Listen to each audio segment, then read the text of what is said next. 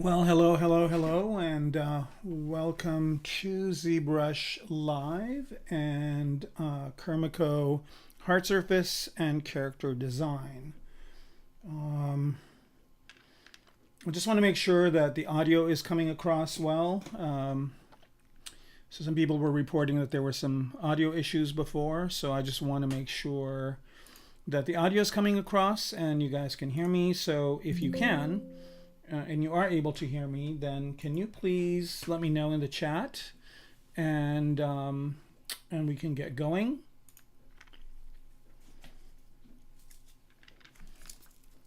I just want to make sure that there are no issues with the voice and the audio, and also the video. So if you can see my video, let me know about that as well. I should let everybody know that this is on ZBrush Live.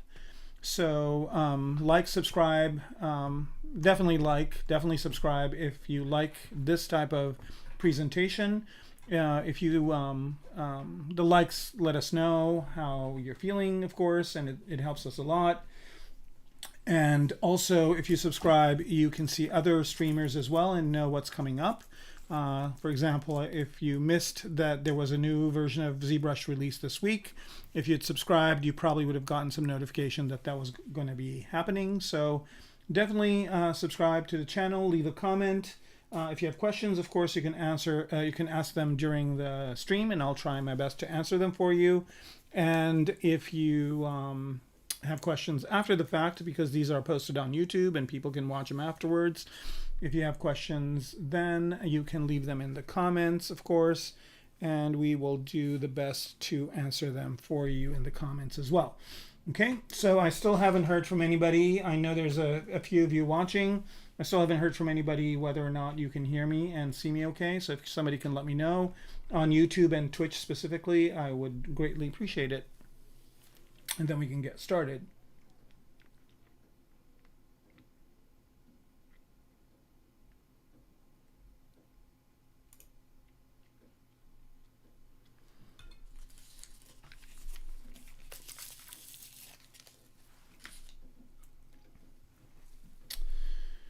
All right, still haven't heard back. Yeah, it would be cool if somebody could get to the chat and type this stuff up. Right, and I am using the latest version of ZBrush, which you cannot see, but I'll hide the title bar here for a second. And you can see it up here. The latest version is ZBrush 2025.2. And I will be kind of showing you guys like some of the things in it that are super useful to me. And there are a couple of things that are going to be one of those features where I'm going to go like, how did I live without this stuff? So so some cool stuff coming your way. But again, I need you to let me know in the chat whether you can hear me or not. There's about, I don't know, 20, 25 people watching, so on the different services. So one of you, if you could just get to the chat and type it in, I'd greatly appreciate it.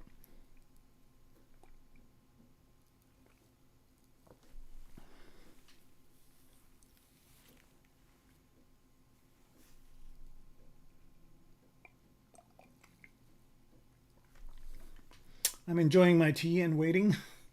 So I know we're living in crazy times, but we can kind of maybe take a break from it, all of us, for a few hours here and do some fun sculpting.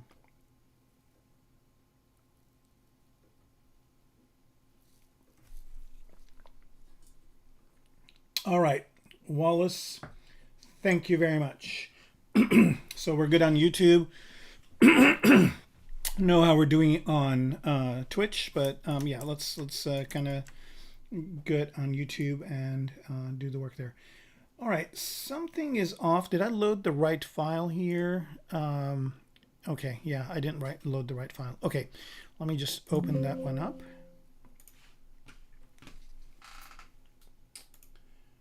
Good news is at the beginning of the seasons, these files are really small, so they load really fast, and they autosave really fast too, or quick save, which is great. All right, here we go. That's better. All right, let's go to actual. Actually, I'm going to double the size of this document. Yes, and let's AA half it. All right, yeah. Kind of wasn't recognizing some of the things that were here. All right, so a few things right off the bat. I actually haven't had any time to work on this. So, and also the stuff I was doing kind of on the chest didn't really work out last time. So I'm going to do something completely different about that this time. But what we're going to also do, and I'm going to start with that, is make these cylindrical shapes. And so I made a couple here. I don't know if these actually are working for me.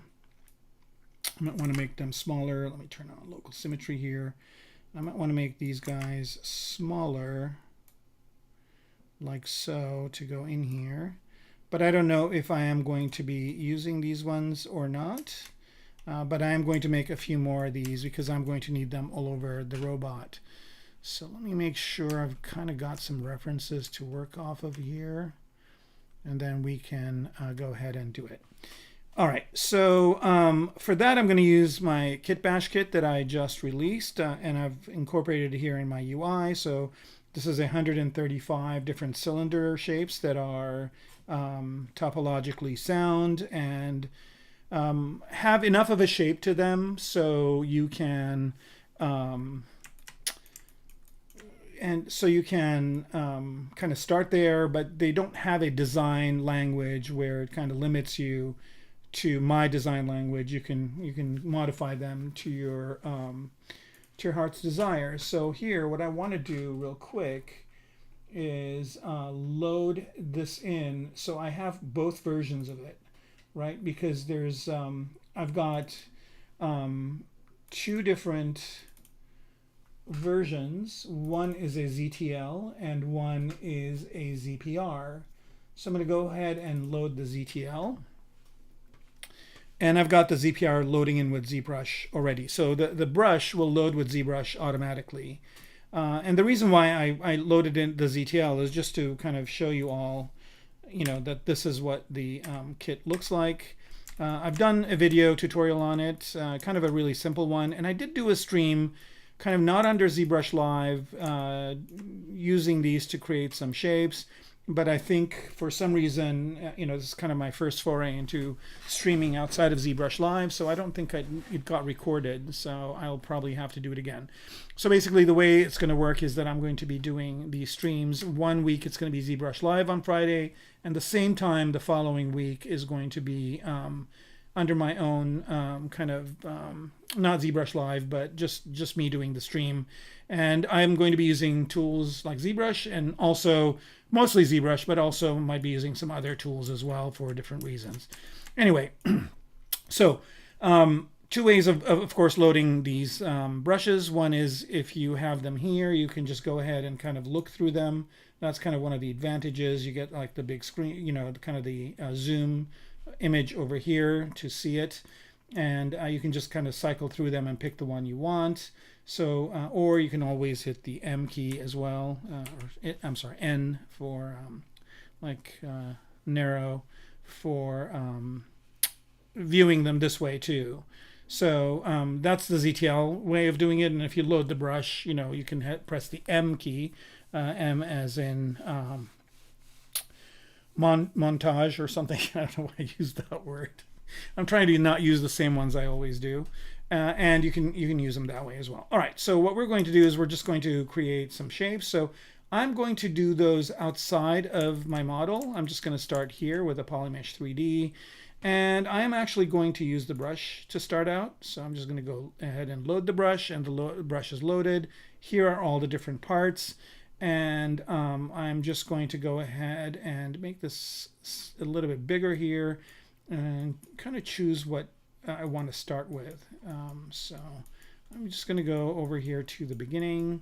And again, like here's the M key that shows you all these in the brush way. And what I want is something over here, like let's say this one right here. So if I press W, I can just pick that brush. So it's up here somewhere. And notice as I cycle through these brushes, this is changing, which is kind of cool. And this happens on the iPad as well, which is really nice.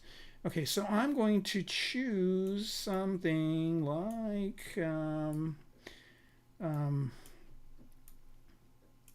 so I'm going to choose something like this. Okay, so this is what I'm starting with. And you can see here, it's not really cylindrical. It's kind of hexagonal. And that's because if I turn on the polyframe, you can see that this thing is, it's polygrouped, but it also is not smoothed out. It's got creases.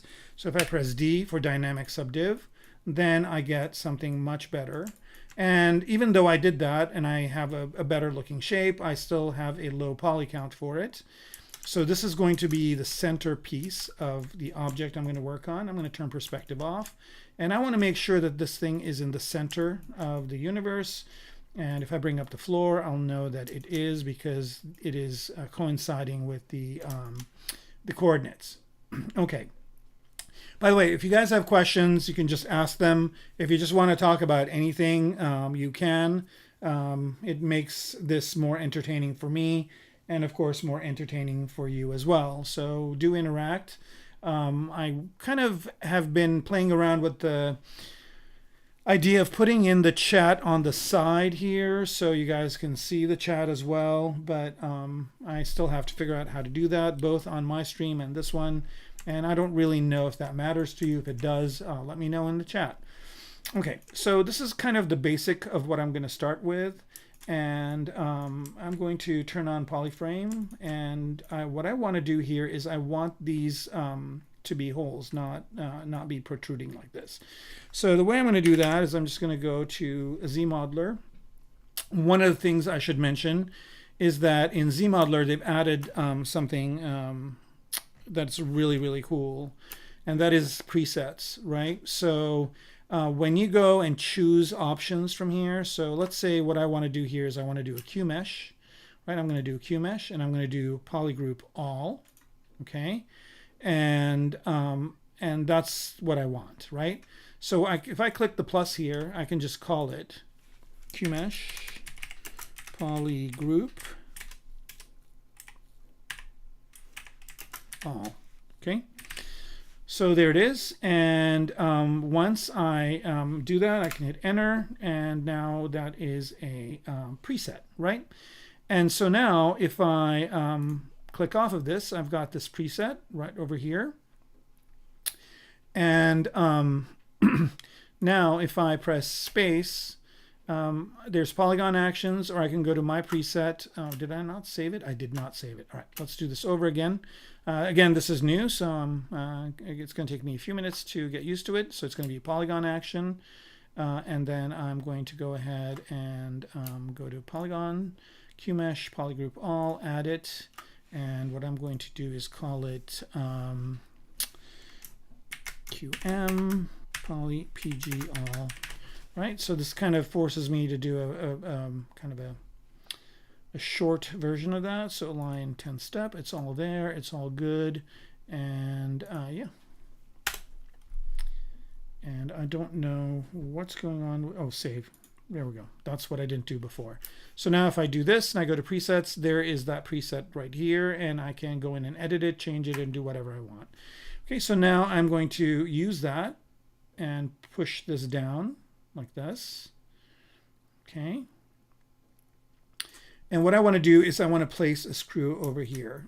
So again, I'm just going to go into my brush set over here and go to, there are quite a few different types of screws here. And so I'm just going to choose maybe this one right here as the brush. Okay, so I want to place that here, and that's easy enough to do. However, what I want to do is, well, I'm going to use my QMesh polygroup all again, and also see if I can bring this down like that. I don't know if I want to do that. Maybe I'm going to lift this up just a bit. Let me just do it with the Shift key just to make sure. Okay, yeah, just lift it up to there. All right, and then I go back to this and I want to place that screw there. But instead of doing it one by one, I want to do them all. So what I'm going to do is turn on symmetry, and what I want to do with symmetry is make sure that this is going to happen all over here. So X is working already. Let's go ahead and turn radial on and bring that radial count to 4. Okay, so there, 1, 2, 3, 4. Now it should go around the center here, but it's got the wrong axis. So I need it to do it around Y. Nope, around Z. It's always the last one. All right, so now if I do this, it will go ahead and create this, the screws for me. Right, so now the other thing I want to also do is I want to actually have the screw be a specific size. So I'm going to change my brush size or my draw size, to that, you know, to, let's say, I'm going to go ahead and type it in. Let's say 2. Let's see what that gives us. Too small. 2 for too small. Let's try 3 and draw it. And what I'm doing is holding control to see what the size is. Let's try 4. I think 4 might be too big, but we'll see. 4 is still not. Let's try 5. Right, so here we go. Yeah, about 5 seems right. Okay, now I'll go ahead and make sure I'm starting from the center here. And as I draw, let go, and there they are. And what I want to do is move these in a little bit like that. Okay, cool. And now what I want to do is copy these to the other side. So I'm going to mirror and weld it, and I'm going to mirror and weld it in Z. Okay, so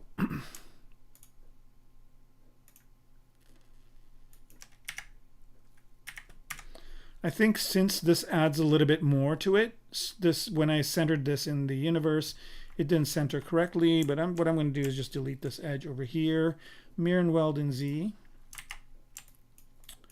And what I want to do is, well, before I do that, I think the smarter thing would have been to separate these out. So I'm going to go to A and split unmasked points. There they are. And I'm going to select the screws. And this should work right off the bat. Mirror and weld in Z. So, and I still have local symmetry on. Let's turn that off. Mirror and weld in Z. And there they are on the other side too. So now I've kind of created this type of a thing. And now what I want to do is I want to create another piece that goes in here. So I'm going to bring up my brush. And let's say I'm going to use... and again, I don't really have to use my brush, but there's a lot of really cool things in here that will save me time. So what I want to do is maybe let me find something compelling enough here. I have a specific one in mind. I'm scrolling through them this way, but I usually would not be doing this. All right, I'm going to pick this one. All right, I'm going to turn polyframe back on and go to this piece. Right, and what I want to do here, let's turn symmetry off. I don't need it anymore. And what I'm going to do is draw this out like so. Okay, and for this one, I left it uncreased just so you guys can do your own creasing if you want to. So what I'm going to do here is do crease, and I want to do crease edge loop complete. Okay, and I want to create a preset for that.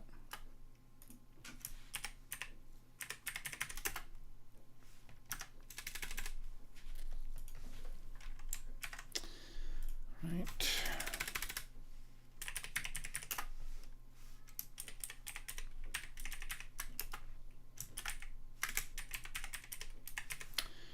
Okay, crease edge loop complete, and I don't know what is going on here. I just need to make sure. Here we go. Okay, so and save that. So now I've got that. I'll use it later on. And as I start using ZModeler, I will go ahead and start adding these presets.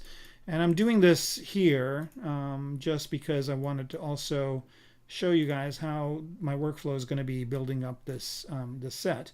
And of course, this will save with, it will save with your settings. Okay, and I just want to pop this over here like that. Crease this one too. All right, there it is. So I just created this shape, and notice that again, it's not really, kind of battling what's there. And the other advantage here too is, of course, I can always kind of do, and I'm going to turn on dynamic subdiv on this. I can always make this bigger or smaller, and the geometry will work, right? So let's say I want this to go here. Now, for some reason, it did not do the creasing on the bottom. Let's find out what happened there. Here we go. Right, and I'm just going to push this in like to about there. Okay, so there's that. And what I want to do is again mirror this on the other side. So mirror and weld Z, there it is. And the next thing I want to do here is put something on the inside. All right, so I've got a symmetry of 4 going on here. So, you know, not to inundate this, I'm going to just use something with a 1 kind of piece on it. So I'm going to go past the rings. I could always use like a screw type shape, but I think I have a better idea of like using something maybe like this. All right, so I'm just going to use that. Go over here and draw it out.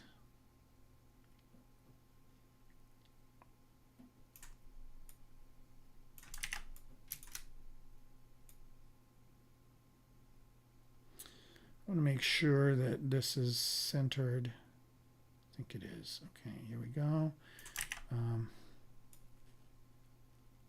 Now the good news is I could always kind of manually just give it a little bit of a tweak, or I could just do this where it locks it into the home.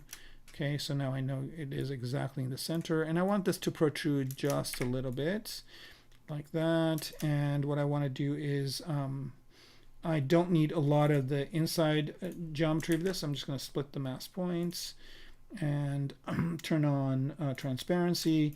Now I don't really need this bottom part, so I'm just going to save myself the, you know, I don't need that geometry, so I'm just going to delete it. Again, it's really easy to do because all these are kind of designed in such a way where adding and subtracting to these shapes is very easy. All right, I'm going to mirror and weld that in Z, so I have it on both sides. Now if I turn off transparency and turn off polyframe, this is the shape that I'm getting. All right, so this is looking good. It looks like it could use something here on the side. And again, I'm just going to go ahead and edit this. Again, since it's good topology, I can always go in and add some edge loops here. So I'm going to go in here under edge actions and do an insert. And here is kind of the thing that I will not be able to live with moving forward, or live without, sorry. Like if I go to a place and I'm working and they don't have ZBrush 2025, they just have 2022, this is the one thing I'm going to be missing out the most, even though I do have a workaround for part of it. But this modifier here for edge action and insert is like this: half, quarter, and you can put in a custom one. So let's say what I want to do is, and I don't know why half isn't the default, it should be. So what that happens with that is, as you're putting in your edge loop, when you get to the center, it snaps. You guys see that? It's so cool. Like, that is one of the coolest features ever. Before, to do this, I'd have to go to multiple edge loops and specify a resolution of 1, which would just pop it in here. But being able to do it this way is really cool. And the quarter way is really nice too, because you can put one here, you could put one here, so it will put it in the quarter of the distance. All right, I'm going to switch it to half. And I think this half should be the default for this. I don't know why it's not. I think I'm going to suggest it. All right, so here's one edge loop, here's another one, here's another one. Okay, and then I'm going to polygroup polyloop, and I think I'm going to go ahead and create a preset for that. So so here we go, polygroup, and the preset is going to be, oops, I'm going to add a preset, and it's going to be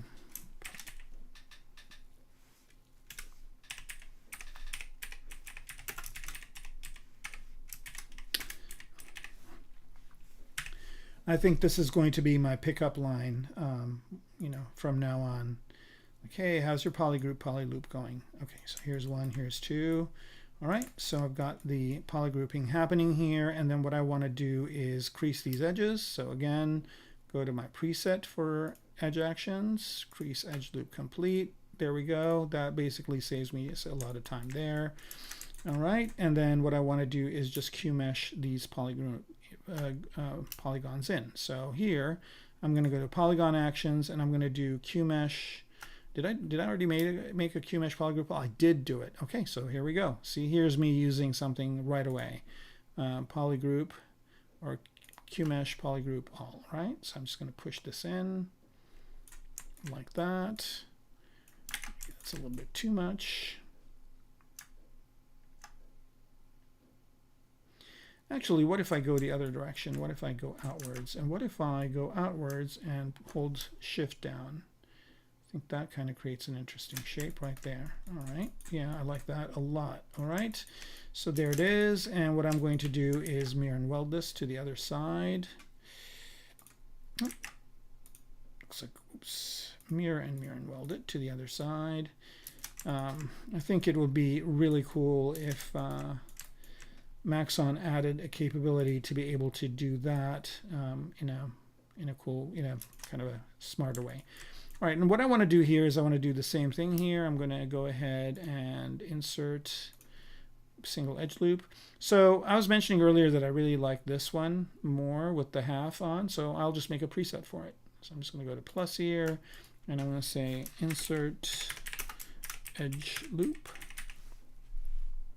save, and now when I choose that preset, see, I didn't type it in correctly, so I can always go ahead and edit it and just put the T in here and save, and now it'll work. So here, insert edge loop, there it is, bam, bam, and then what I want to do is QMesh polyloop, there it is, choose it, 1, 2, and then what I'm going to do here is QMesh polygroup all. Oh man, it did the same polygroup with this. All right, no worries.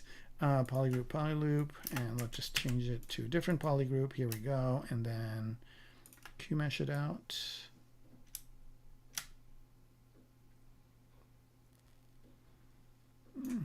Just about that much. That's good. All right, and then what I want to do is crease these edges. So again, edge actions, crease, edge loop complete. And I'm going to drop this from dynamic subdivision and just crease, oops, these edge loops.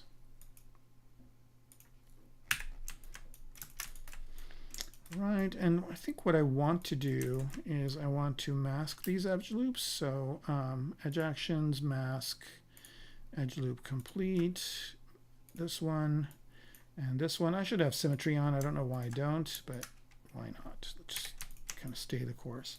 Right, and what I want to do here is just make these a little bit wider to about there. All right, for some reason this isn't looking symmetrical to me, so I'm just going to mirror and weld it in Z just to get that symmetry. There it is. Okay, we're good. All right, so I've made this shape, and then I can go ahead and look at it. It's good. All right, so this is something I can use. So what I'm going to do is combine these together. Right, so just merge visible, I guess, or let's just do merge down so it's not a different subtool. Merge down, always okay, merge down, here we go. So now I've got this as one cylinder. All right, I'm going to create a folder, put them in there. So let's go ahead and say new folder. All right, so that's one. And then let's go ahead and append another one of these guys and start over. Right, I don't really need to see this one anymore. All right, so again, same routine. Again, let's bring up the, for this one, I'm going to use the other method just so you guys get the idea of how you would do it if you were doing it this way. And this way, you would just go ahead and say, all right, well, then my next one's going to use this shape right here. So you just copy it. Copies over here. Show you how to do it in here, and then you can and then just go to here and paste. So with this method, I didn't really need to add a poly mesh 3D, so I'm just going to go ahead and move that over to here for now, because I know I'm going to do the rest of them with a brush. All right, so this came in over here, which is not where I want it, but it's an easy enough fix. You just hit this little map button and bring it home, and there's where it is. Okay, so this is going to be the shape, but I want this to be on both sides. So again, this is kind of sound geometry. So I can just go in here and say, all right, I want to move it over to here. And what I want to do is just mirror and weld it. Actually, I think the best way to do this would be just to get rid of this part completely. Okay, and oops. And delete hidden. And what I want to do is I want to move this over to here, center this, and just mirror and weld it in Z again. All right, so I think I mirror and welded it in X as well, which is not what I wanted to do. Just mirror and weld it in Z. All right, there it is. Okay, and now I'm just going to use my ZModeler brush to do a bridging. So here I go to the edge and use bridge and 2 holes. Okay, so I'm going to start with this one and go over here. Doesn't matter where it is, it will automatically create this for me. All right, so we're good. And it created this kind of weird polygrouping, which I don't know if I really want, and I don't know if I really want this many spans. So I'm going to do the whole thing over, but do it with less spans. So I think maybe this many is enough. And I don't know why it has this like circus tent pattern on it. So I'm just going to select these and group them as one. I'll leave these on the outside. I mean, these are really cool if you want to do something like this, for example, right? Which might be something I'd want to do, but I don't think so. All right. And then the next thing I'm going to do here is put the screws in. So for that, I'm just going to use my brush. Again, I could use either one. And for screws on this one, I'm going to do, let's see, have some cool hex screws at the end. Here, let's do a low res one. Let's do these guys right here. Okay, so I'm going to choose that one, and that's what it would look like. So now I've got 5. There's 5 sides to this. So again, I'm going to activate symmetry in Z and type in the number 5 for radial. Okay, and they are. And the next thing I want to do is, again, choose my size. I think 5 was what we had before, but 5 is too small for this one. I guess I could unify it. I don't know if that's going to make a difference, but let's do it anyway. All right, here we go. And if I hold Control down, nope, 5 is too small. And let's do 50 for this one. Just going to multiply by 10. That's jumbo. I think it's looking more like 30. All right. No, 25? 25 is good. Also, I just discovered that maybe this isn't a good shape to put in here because it wouldn't be easy to unscrew it. So let's choose one of these hex ones. Let's choose this one instead. Easy enough, just an easy click, and I've switched it to the other one. Okay, so there it is. And for this one, I'm not going to use the Control key because I don't need to put more of them in there. And then I'm just going to move these to their location. And as you can see, it's easy to do that. And what I also want to do is I want to make these be up higher, like about maybe the same height as the thing itself, maybe just a little bit inset under here. And then what I also want to do is make them a bit longer. So again, having this kind of cylindrical set already, it's easy enough to do that. Okay, there they are. And I'm just going to unmask everything. And here, it's going to be difficult for me to separate it out. Let's do mirror and weld in Z. Let's see if that will solve it for us. Yep. All right, here we go. So that's a good way for me to get started on this. And it seems like it had some of that yellow color, but it didn't bleed through. But let's go ahead and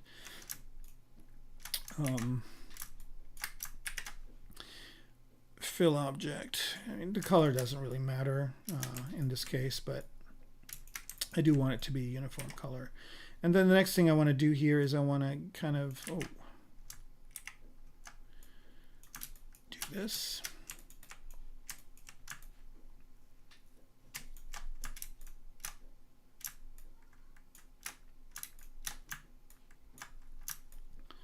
All right, I just want to select this, Control-Shift-A.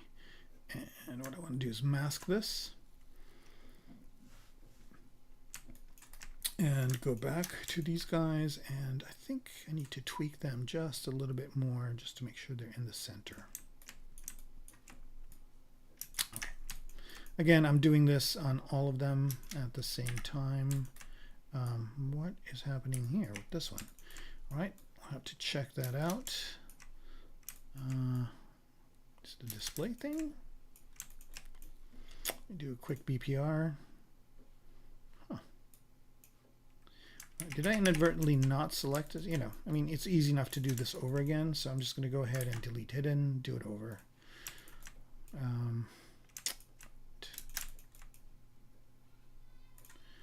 Polyframe on. Create this like so, and just move it over to here. And do the same things I did earlier, which is just move it forward up. And then I'm just going to split them at this point. So what I'm going to do is split mask points. And then I'm just going to select that. Move the bottom part down. And I'm going to mirror and weld this to the other side.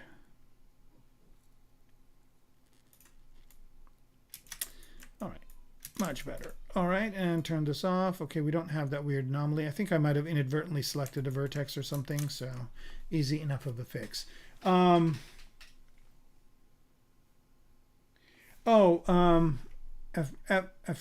Okay, perfect. These are the kinds of questions that I love, and please do ask them. So my brushes are on the right side, and I kind of like them on the right side just because there is more you know, there's more horizontal space you can mess with than there is vertical space, if that makes sense. It's probably the other way around, but anyway, the way you do this is you go under preferences, and it's under, where was it? I think it's under IMM brushes, or let's see. There is a place here that you can do it. I'm going to say interface maybe, and not under UI, IMM viewer. Yeah, here it is. Okay. So see where it says placement here? So the placement 2 puts it over to the side. Okay. So if it's 1, it's on top. So if it's 2, it's there. If it's 3, it's on the bottom. And if it's 4, it's on the other side. And I kind of toyed with the idea of it being here or here, but I kind of like it on the right. I don't know why, but that's how you do it. Okay. So it doesn't have anything to do with enable customize. It's just go to preferences, UI, and it's this one, and it just allow placement, and that's how you do it. Okay. So yeah, it's pretty useful, and I kind of like it kind of on the side. And I think it's kind of nicer to make it bigger and smaller. You know, you can kind of, it works really well. All right, so there's that. Okay, so now we got to do something to the center of this. So I got to find an interesting thing to put in the center. And again, for that, I'm just going to use the M key. And let's say I want to do something. Look, this has 5 in there, so pick another odd number thing. So these are the ones, right? So these are all named. These are rings until it gets to the 1. So 1 feature, 2 features, and then 3 features and whatnot.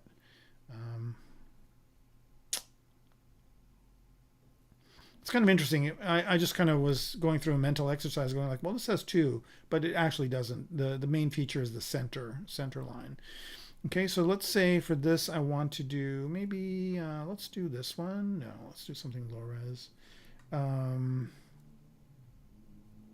Maybe this one right here. Okay, I'm going to turn symmetry off. I'm going to go back to this piece, turn on polyframe. Now, going to the center is easier with symmetry on, so this is where the center is, but I'm going to turn symmetry off. And again, I can always move this kind of to place it where I want. But the kind of the power trick here is you just hit home, and you just know it's in the center. So if you're building these things in the center, you have that advantage. And so I'm going to move this over to here. Maybe it just rises up just a little bit like that. And maybe it is a little bit bigger. Okay, I'm going to center it again and move it out. So I know for a fact that this is centered. And all of my geometry have a center line, horizontally, vertically, and a center. So again, that makes life a lot easier than having to do these from scratch. Okay, so there's that. I want to see what it looks like, and it looks okay. Right, and I'm going to split the mask points again, And I'm going to mirror and weld this in Z so it's on the other side. And just like before, I'm going to go ahead and turn on transparency so I do not use these back parts. Okay, there they are. Maybe one more. I think maybe polyframe will help here. Yep. So yeah, I don't really need all of this. Oop. Let's do this one more time. And there we go. And delete hidden, because I don't really need those inside parts. I mean, you know, it'd be nice to have, but why? All right, so there I've just created another one. Let's see if I can need, this needs anything else. I think it could use something else on the outside. So what I'm going to do is go to my rings, which I think I have some at the end here. Let's say pick one of these guys up and go to here. And let's draw it out. Again, I'm just going to turn on polyframe and this one right here and just draw it out. Again, I'm going to use my same trick with the home button. Center it. Okay. So now I know it is centered, and I just want to move this over to here. Now, the thing with this is I added these kind of gaps. And you know, for this one it just has one, right? But if you wanted another one, you could always kind of turn this around and mirror it to the other side to get the other one.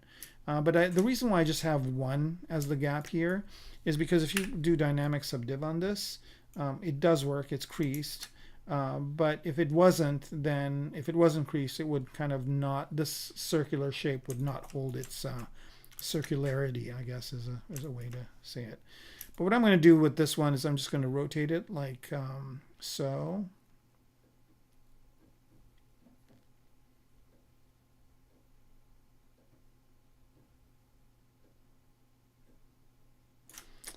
Actually, I think, you know, now that I'm looking at it, maybe this kind of can go over here.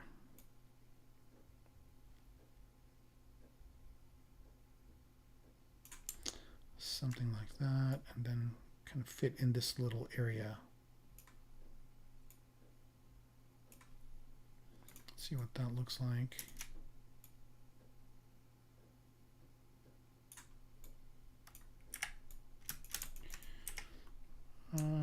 It's getting there.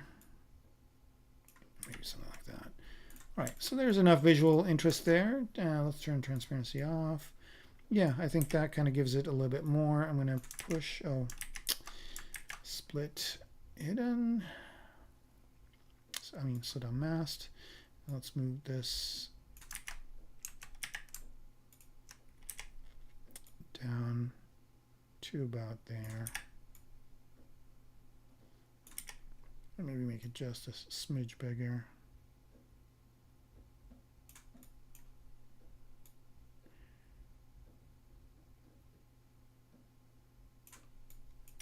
And of course, I could give this a different material and it would make it, you know, it would add a lot of interest to the scene.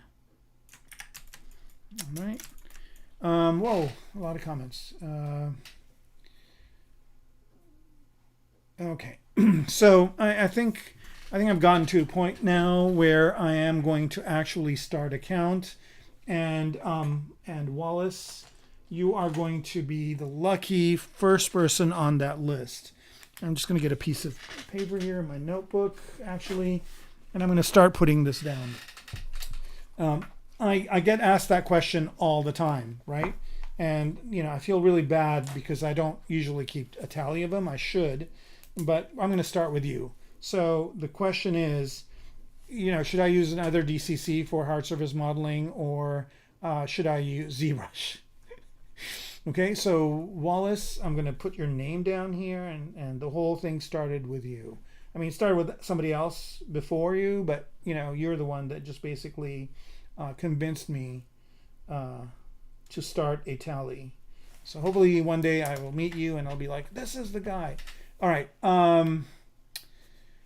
So the answer to that question is it depends on you, right? It depends on how you design it. It depends on how you make stuff. I'm going to just kind of switch over here to a browser and show you something that I did. So this is my Instagram over here. which I invite you all to follow, because this is where you will see a lot of my work. And not only that, but also there's a link tree here that will link you to all of my sources. So here, for example, I came out with my primitive kit, but if you want to know where to get it from, if you click on the link tree, it gives you all of my links, all the different links that I have. And most importantly, this one right here is really important because it's my Twitch channel. So if you guys want to watch me next Friday work on something completely different, maybe using some other tools as well as ZBrush, you can click on this and you can watch me use other tools. I'll probably be using, next time I'll probably be using Adobe Modeler, which has some interesting new capabilities to make some shapes, and also maybe use Blender for something or another, or Maya, or any other DCC. I do use them, but I prefer to work in ZBrush, and I prefer to do my designing in ZBrush. And just to give you an idea of can you do hard surface in ZBrush, and the answer is absolutely yes. So this bike was the subject of the last season that we had. So this is season, I think, 11. I'm pretty sure it is 11, I think. Let me turn this on. It'll tell me. I think, why is my, yeah, it's season 12. Sorry, season 12, not 11. So I did this bike in season 11. So you can see the videos of how I made this. And here it is being rendered in kind of a realistic setting. And of course, I had plenty of renders of it kind of as a blueprint. I had renders of it as kind of a concept design. Again, this was done in ZBrush, and then the text was added later on in Photoshop. I have some scenes where it is in action. So here is a person writing it in a scenario. So I've got kind of a lot of the that kind of stuff happening. And yeah, so, you know, I've posted progress. I've posted in a kind of a shadow setting with a bunch of them. Here's another one. And whoa, didn't want that. And there is a lot of other ones as well. Like here's one. This was earlier on before it had the handlebars. So I post a lot of my progress here. So definitely, you know, subscribe to this. So follow. It'll follow here. So follow me. And remember, the link tree is where things are. And in this link tree, it will link you to my Gnomon tutorials. I've got 2 on Gnomon's tutorials. This one kind of is the best way if you want to learn how I design and build stuff.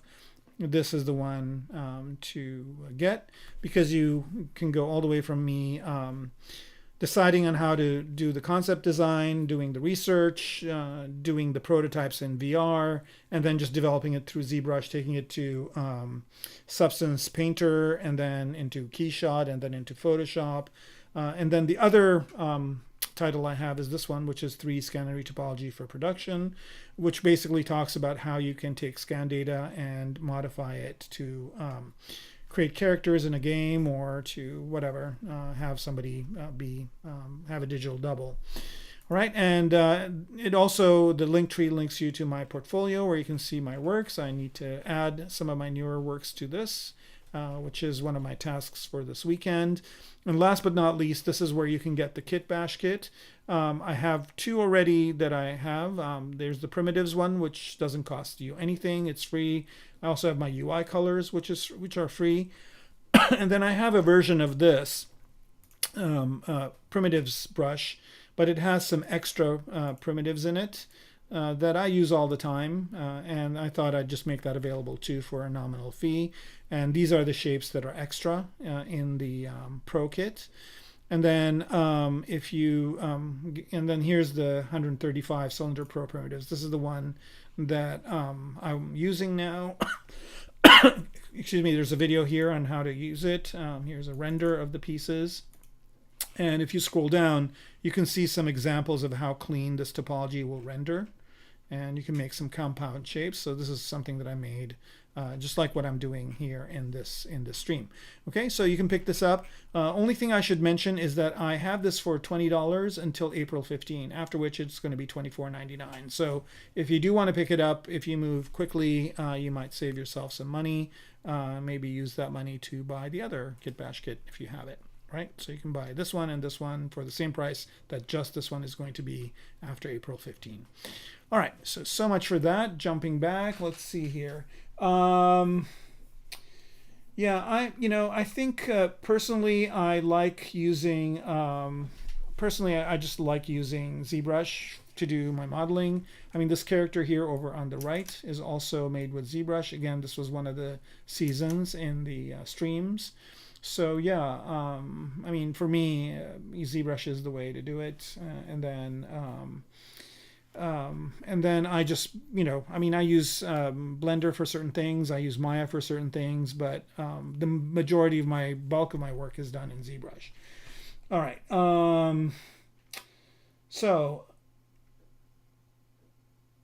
I kind of that's kind of the direction I wanted to go with the bikes. So I kind of think it would be cool to just have an electric bike that looks like this.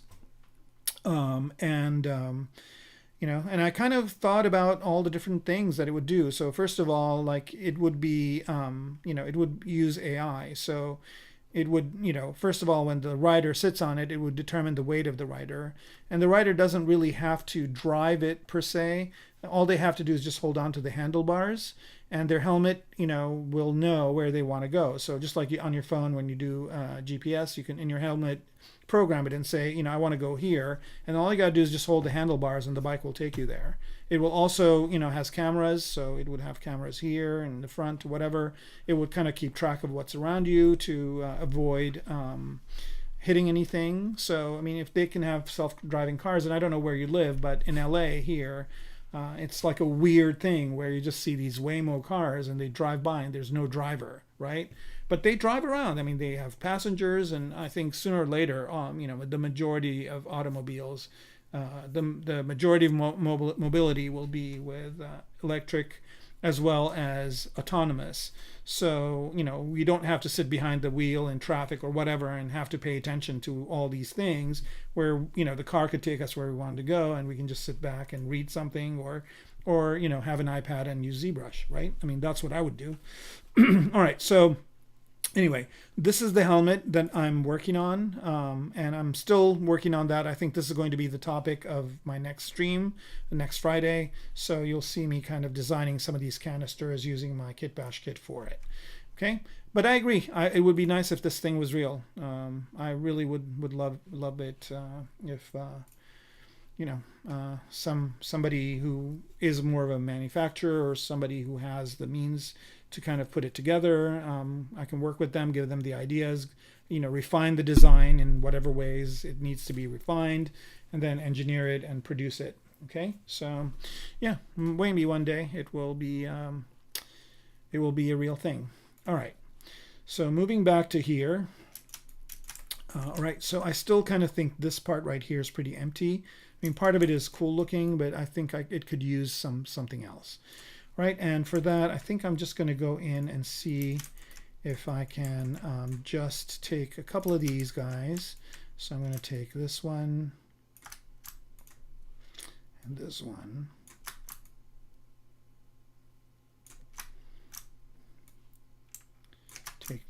What is going on? I'm going to do this one right here. And this one, I think that's, yeah, it's connected in the middle. That's fine. All right, no worries. I'm going to use my other thing here. We just go to ZModeler and use one of these presets. I'm going to polygroup polyloop. So there's one, and there is two. We're getting back into the circus tent looking stuff. And I'm going to go ahead and QMesh polygroup all. Again, this works so well. Ah, look at that. So there are polygroups on the other side on these things too. So it just kind of made this interesting thing. Happy accident. Let's see if it works. Kind of does. All right. Done. All right. That just did it right there. So this is exactly the way I want it to look. And we're done with the second one of these. So I'm just going to go ahead and combine them. Merge down, merge down, merge down, merge down, press D, dynamic subdiv, there, oh. Okay, so One thing that happened here is that I did dynamic subdiv on this part and none of it was creased, right? But that's an easy problem to fix. I'm just going to go ahead and use the crease PG and hopefully that'll do it. Crease PG. Let's see what that did. Well, I mean, it got me part of the way there. And it was non-destructive on anything else. The only thing I need to do is crease this over here. So to do that, I'm just going to go to polyframe here. And I think I already have the crease preset. Crease edge loop complete. So let's do this one. And let's do the inner one. And there we go. We got what we wanted. So again, this is done on this side. Of course, let's do it on the other side as well. So 1, 2. Oh.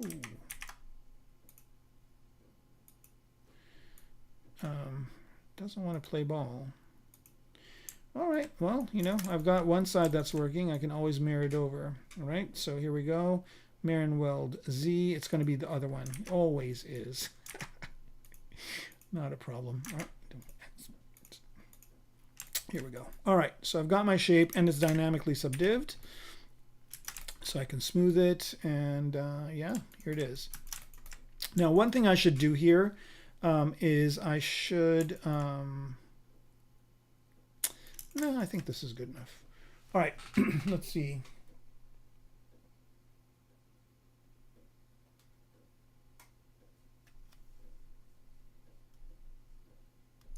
All right, so I've got a client too. So if I build one, the Feast Studio would buy it, right? Thanks, Rico. How much RAM and GPU memory am I running with ZBrush on? Okay, so I would be able to do all this on an iPad. Okay, so I've got like a 1 generation back iPad. You know, I want to get the new one with the new pencil, but part of me thinks that Apple is probably going to come up with another iPad Pro a year from now, and it's going to have the Apple Pro Plus, you know, whatever pencil. It's going to have new capabilities or whatever. So I can sit back 1 generation, but I could do everything I'm doing here on an iPad and do exactly the same thing. I could use the brush on an iPad. Oh, the brush works on iPad as well. So it works on PC and works on iPad. On the iPad, you just have to load it in either from Dropbox or through a USB thing, and you can use it.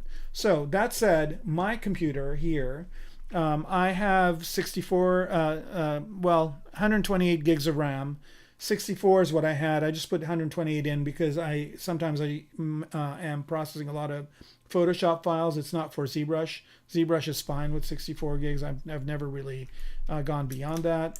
And then GPU, I'm using a Quadro GPU, not newer one either. Again, generation back. Yeah, so GPU doesn't really matter much with ZBrush for the kind of creating the stuff, but it does for rendering. So if I wanted to, you know, let's go ahead and do that. Let's go ahead and render this. So to make things interesting, I'm going to add a floor plane. So here I'm just going to append a plane 3D, and I'm going to rotate this plane 3D. Let's center it like this. Nope. Rotate the plane 3D. There it is, and I want to make it bigger, and this is going to be my floor. And the reason why I'm not using the floor itself is because I want to put some sort of a pattern on this. So here, I'm just going to kind of do, where is it?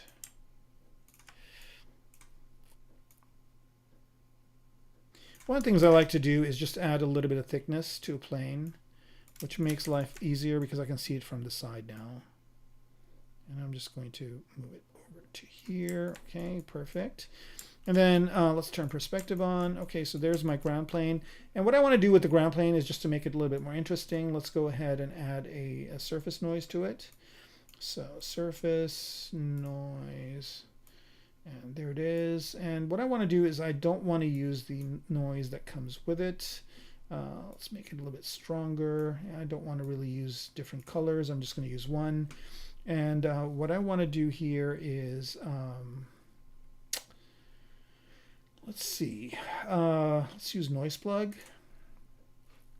And let's use spheres. Okay, and I'm going to have them be staggered. And okay, all right, so that really does nothing. They're probably, the scale is not right. There is they're starting to show up. Okay, and what I want to do here is I want to magnify, take the strength up, like so, but I don't want to mix the basic noise. All right, so this is good. This is what I want, but the spheres are too small. So I'm going to go to edit here, see if I can make them bigger. And the nice thing is you can kind of see the preview over here. So I'm going to make them bigger, like something like this.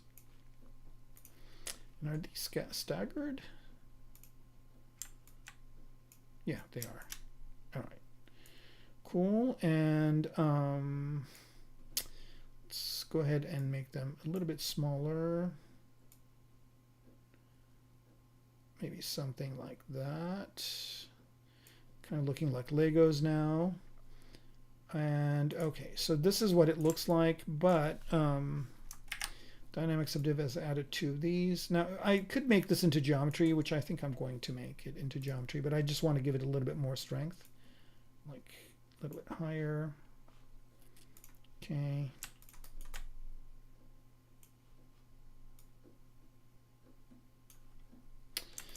And another thing I also want to do here is I want to go ahead and add some subdivisions to this plane. Let's add about 7.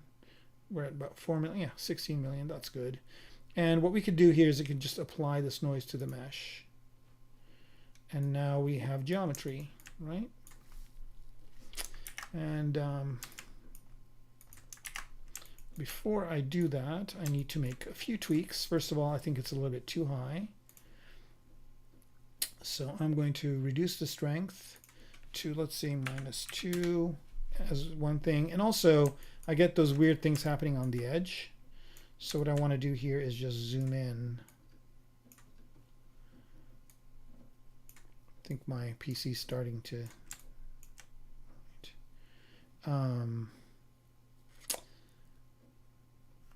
yeah, I think the problem is that the subdivision levels here are kind of throwing it off. So I'm just going to cancel this for now, bring the subdivisions down back to 1, just so I could speed this up a bit and not have to wait. So I think we said -2 for this. And then the plugin scale is fine. I'm just going to tweak it just a bit. So let's just do 0.2. I just don't want these edge thingies. And I don't know if I can avoid them. Probably not. Okay. So the way to avoid them is to make these circles not as big. So I'm just going to make them a little bit smaller. So there is some sort of an edge that I can get rid of. Okay, I think that's good right there.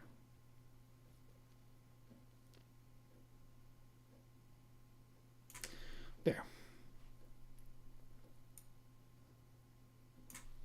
Okay. All right. And okay this. They looked better bigger, didn't they? All right. So easy enough to fix. Again, go to edit. Let's go up. And I will show you a way you can avoid the problem. Okay, so I'm just going to say OK for this. I'm not going to apply it. Okay, I'm just going to say OK. Now the thing that's cool about Surface is it only goes in areas where you have it unmasked. So if I, let's say, mask this, right, I don't have that surface in the masked area. Or at least the polygons that are making that. Okay, so I'm just going to take this, not range, subdivisions up to, let's say, 4. And I'm just thinking of what a good way to mask this would be. And I think the best thing to do here is just to create like some sort of a border.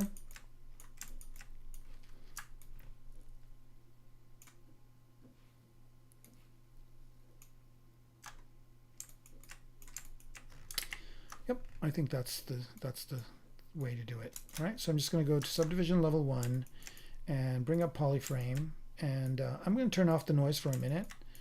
Okay, and I'm just going to go ahead and duplicate this. And I'm going to hide or get rid of the center part. Maybe let's take 2 rows. All right, like that. Delete hidden. And I don't really need this thing to be that subdivided, so I kind of inadvertently did that, but it's not a big deal. And on this one, I want to delete the higher subdivision levels. I don't need them. And what I want to do is make this Q-mesh it up just a little bit and drive it down.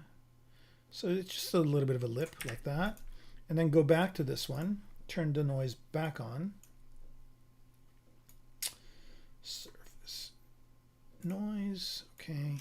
So you can see that kind of frames it in a way. And since this is kind of low geometry, I can just tweak it to my heart's desire. I'm just going to go ahead and mask this part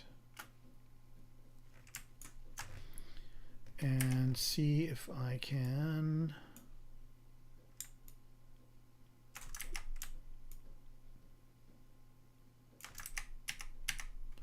that one to the masking. All right, doesn't matter. I can still do it this way too. So just do something like this. It creates an arbitrary border and kind of allows for that, you know, like maybe semicircle it like that. Okay, cool. So that's done. And then what I want to do is go back to this one and apply the mesh or the noise to the mesh. I don't know if I need 18 or I need, you know, maybe 4 million will be enough. Let me delete the higher points.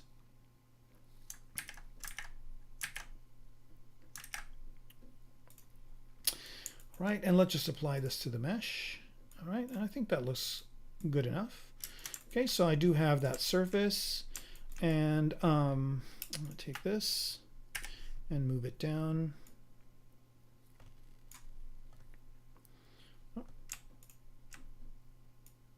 So it does have that border kind of just flush like that. All right, I'm gonna do one other thing here. I'm gonna go back to this subtool that I have these kind of protrusions on, and see how well is it sitting with the thing. I think it's sitting fine. Okay, and I want to take this back to where it was just a 1 by 1 by 1 plane, maybe something like this, where it was there before I added the noise. Duplicate it, and then go back to this one and pump everything back up to here, and then take this and move it down. And I want that to kind of be a water plane. So I'm going to just go ahead and do the same thing here with dynamic subdiv. I want to add a little bit of thickness to it, not much. And no smooth subdivisions, but maybe a couple of flat subdivisions, why not, and apply. Right, I just want to see what this is looking like. I think I could use a little bit more thickness on this guy. Something like that. Okay, and then just apply it. All right. Okay, so now I've got that ground thing. I know there's a lot of stuff happening on the chat, and I will address them in a minute. Okay, so the next thing I want to do is find a nice angle for this. So perspective is good. Let's see if 35 millimeter looks better. So I'm going to photograph this with a 35 millimeter lens. And then I want this whole thing to be bigger. So what I'm going to do here is I'm going to take all these 3 of these guys and put them in a folder. So I was doing something that would be nice, but it doesn't do it. So this is the ground plane. Okay, and then I'm just going to pop this up as well. Okay, so I've got the ground plane as one thing, and I just want to transpose this set. Okay, so I just want to make this ground plane a little bit bigger. Oh, is the thing still masked in there? It is.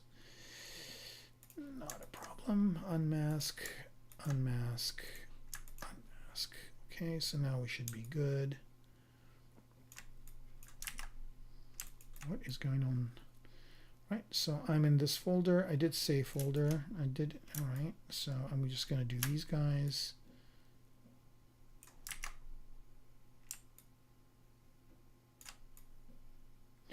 That's strange.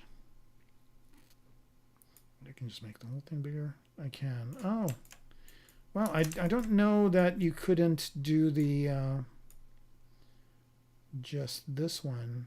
That's so weird. So if you hold Control here, you should be able to change all of these, but it's just doing this one. All right, I just found a bug. Yay.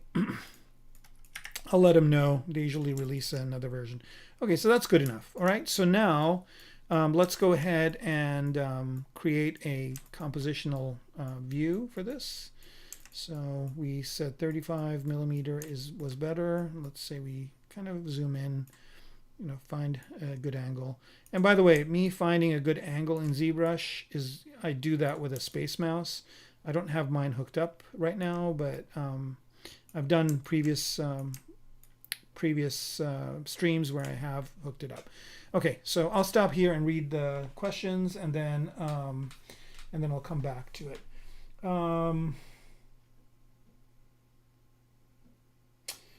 Local send, okay, yeah, like airdrop, cool. I will, Apexy, I will look into that. Local send. Let me make a note. I always forget these things, and sometimes the you know, the chat doesn't save, so local send. Got it. I will take a look at it. Okay, and then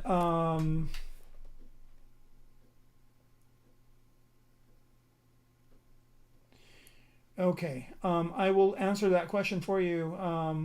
The scale thing, I will let you know how to do that with the human being and the different sizes.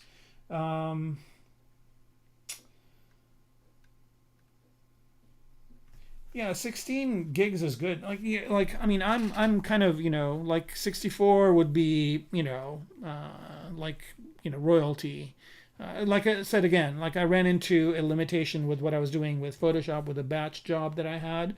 So that's why I just got the memory, and I'm glad I did, because the price of memory and everything's going to go up soon. But yeah, you can probably, like, if you have 16 to 32 gigs of RAM, you should be fine. 64 is like, you know, top of the line, and then 128 is like if you need it for something else. But just for ZBrush, I think with 32 gigs you'll do great.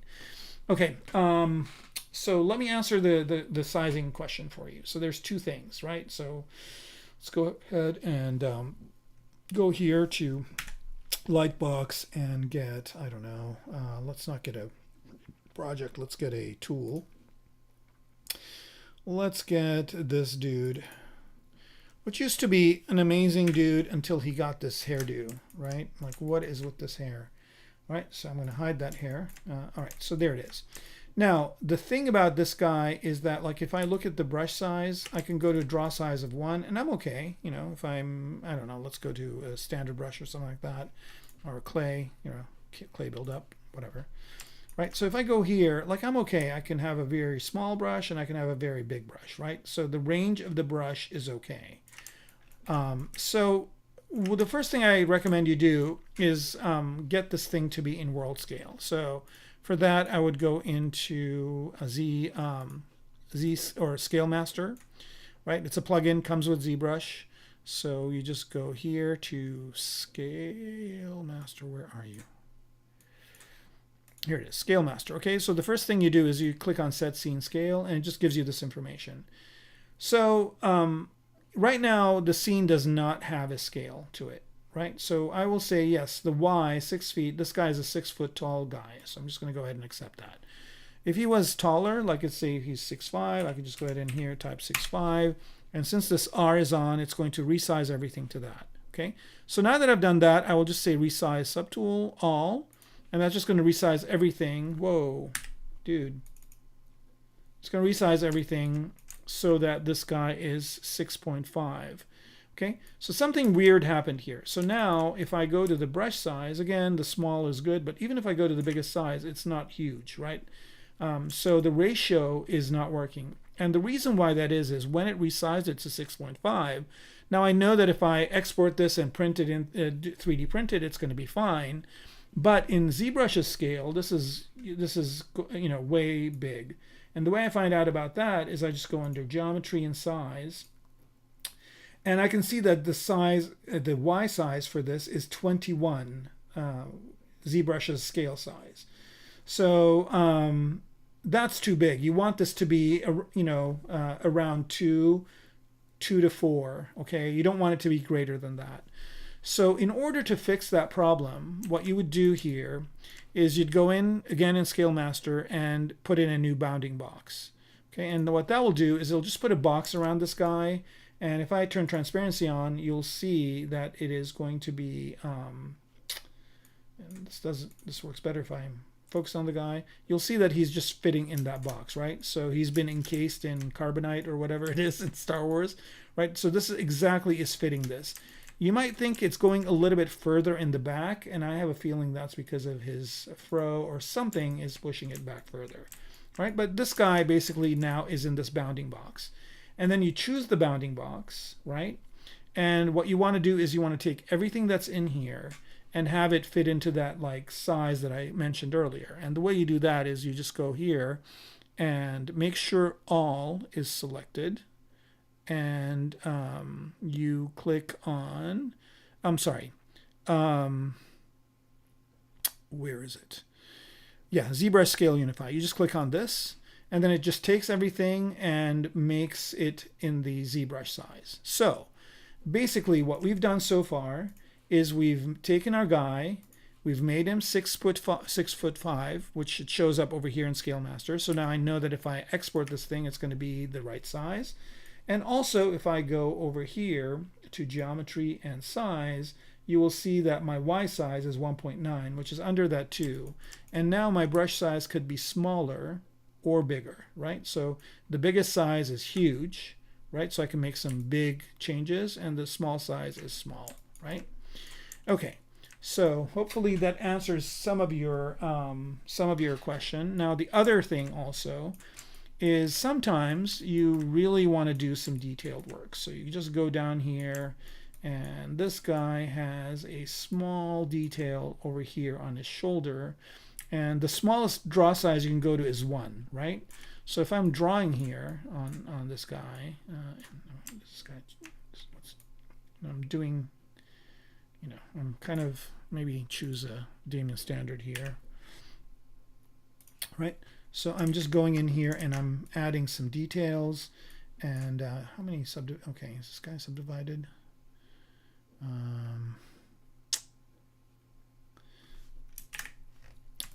He's not. Okay, let's go subdivide him a few times. All right, so he's got 4 subdivision levels, and now I'm kind of in here, and I'm working, right? And I want the brush size to be smaller. Maybe add one more subdivision. Okay, I want this brush size to be smaller, but I can't, right? It's at 1, and this is the most amount of detail I can go down into, right? And I want to be even smaller than this. Okay, so the way you fix that, and this doesn't work with ZModeler and some of the brushes, but it works with most of them, is if you go to the draw size, there's a dynamic here, right? And that dynamic means that it's going to adjust the brush size based on your model. But if you want to get smaller than that, you have to turn this dynamic off. And the way you do that, I think, is you Alt-click on it or Control Shift-click, one of the things. Does it tell you here with the Control? No. I think it's Shift click, or maybe Alt click. One of them. Nope, definitely not Alt click. Or it's Alt double or double click. Yeah, you double click on it. Sorry, it's one of those things, right? And so now notice that when I go to brush size 1, look at how small it is. So I can go in. I think that's way too small. So I can kind of go in here and put in some micro details. Like at 20, I make a dent, but maybe I can go down to 8, you know, maybe make some small details like that. And of course, I probably need to subdivide this a few more times to be able to get that detail to show up, right? And then I can also go up in size with dynamic. And now notice that I'm at 1,000, right? But as I resize my model, the brush is growing with it, right? So, yeah. So that's the other kind of thing you can use, is you can use the dynamic to, you know, get smaller and bigger brush sizes where you're not able to, right? So, I mean, like I may added these really little details, whereas if I didn't have dynamic on, the smallest detail I could add is that, right? So I was able to get even more details added because I chose that dynamic size. All right, so hopefully that answers your question for you. I'm going to delete all these and get back to where we were. And I think the next thing I want to do is do a render of what I had. I think, is it this one? No. Where is it? It's this one. Oh, let's turn transparency off. Okay, so here we are. And what I want to do here is I want to just add some materials to what these are. But let's pick a good angle. You know, let's say this is going to be the angle I'm going to look at it from. And 35 degree is good. So I want to capture this camera. And there are different ways of doing this. There's store camera, which is, I can just do it this way. But I kind of like using the timeline to do it. So I'm just going to go ahead and show the timeline. And I just put a tick mark here, and then basically, like, whatever I do, right? If I want to get it back to the way it was, I just kind of move this line slider to get it to where it is. Okay, so now I'm good with the image composition. Everything is great. What I want to do is I want to take this entire floor and move it back, transpose set, and I want to move it back this way and this way, because I want it to basically go to the borders if possible. A little bit more like that and a little bit more like that. And I don't really need to see the borders, but this is good. Like maybe something like that. Okay, good. So now that's good too. And this is still in my camera angle, and that's great. So I'm just going to turn the pizza boxes off. And now I'm just going to start assigning some materials. This would be a good place to save. So I'm going to do a quick save here.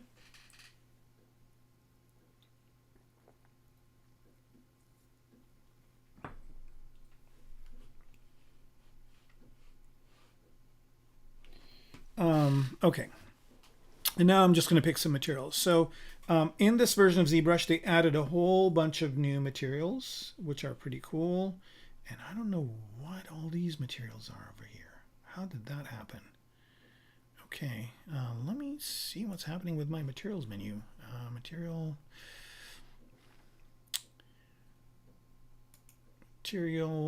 and reset. Yeah, I don't know why there are all these fast shaders here. I'll have to figure out what's going on there. Anyway, it doesn't matter for what we're going to do. And what we're going to do is start assigning materials to these parts. So I'm just going to go to the cylinders here. I'm going to pick this main part here, solo it. Oh, sorry, not this one. This one.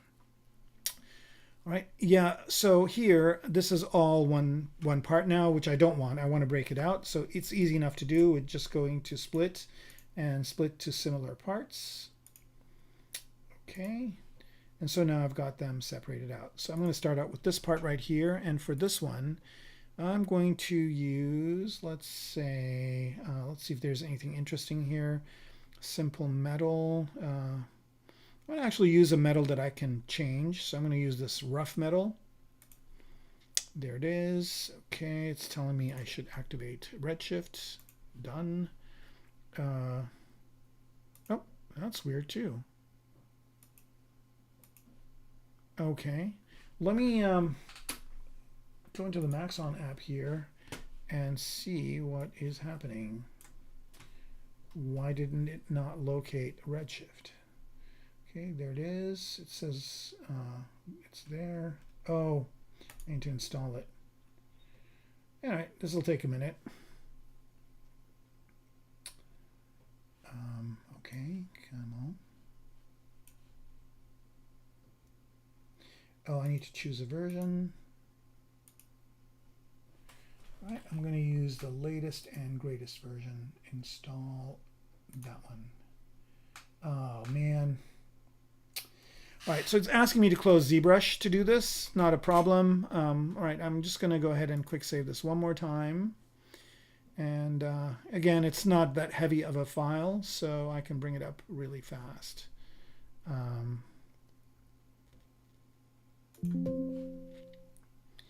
right, so I'm going to, sorry about this, folks. I'm just going to go ahead and bring this up.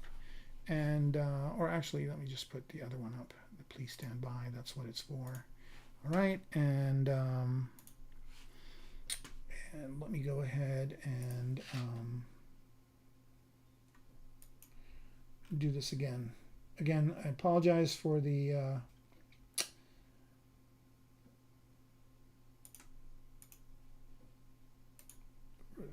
I thought I had it installed, but they just updated these on Tuesday, and I guess I didn't install the new version. Right, this is moving really fast. So I'll just see if you guys have any questions. This would be a good time to ask.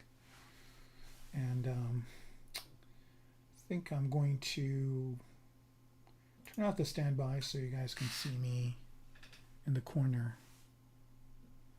I think I have a way to make my screen full screen, but I don't know. I think this is fine. All right, so this is, it's almost done downloading, and the installation usually is pretty fast. All right, it's downloaded, installing, yes. All right, next. It's good. There it goes. Now the progress bar is kind of misleading, so I'm just going to let it do its thing.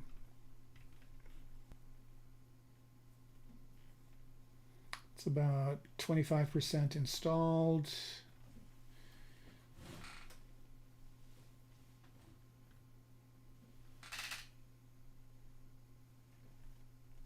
Yeah, the scale thing will fix your ZBrush thing. It definitely will. Give it a try. You can always watch this after the fact, so if you missed a step or whatever, this will be on YouTube, so you can just bring it up and watch it again. All right. Almost done here. It's at about 85%, 90%.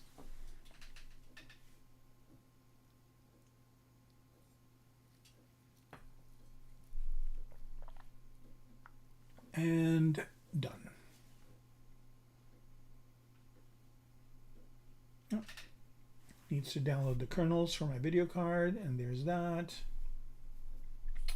Continue and finish. Okay, back to the action.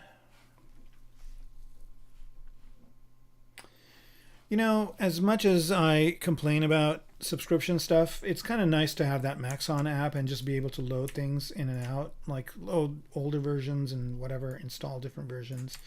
Okay, so let me go ahead and go into here, quick save, and bring this back. No. You guys getting a preview of some really cool stuff I'm working on that I'll be showcasing soon enough here. All right. Okay, back to this. Now let's do the document part here real quick. New document, W size, no. And double.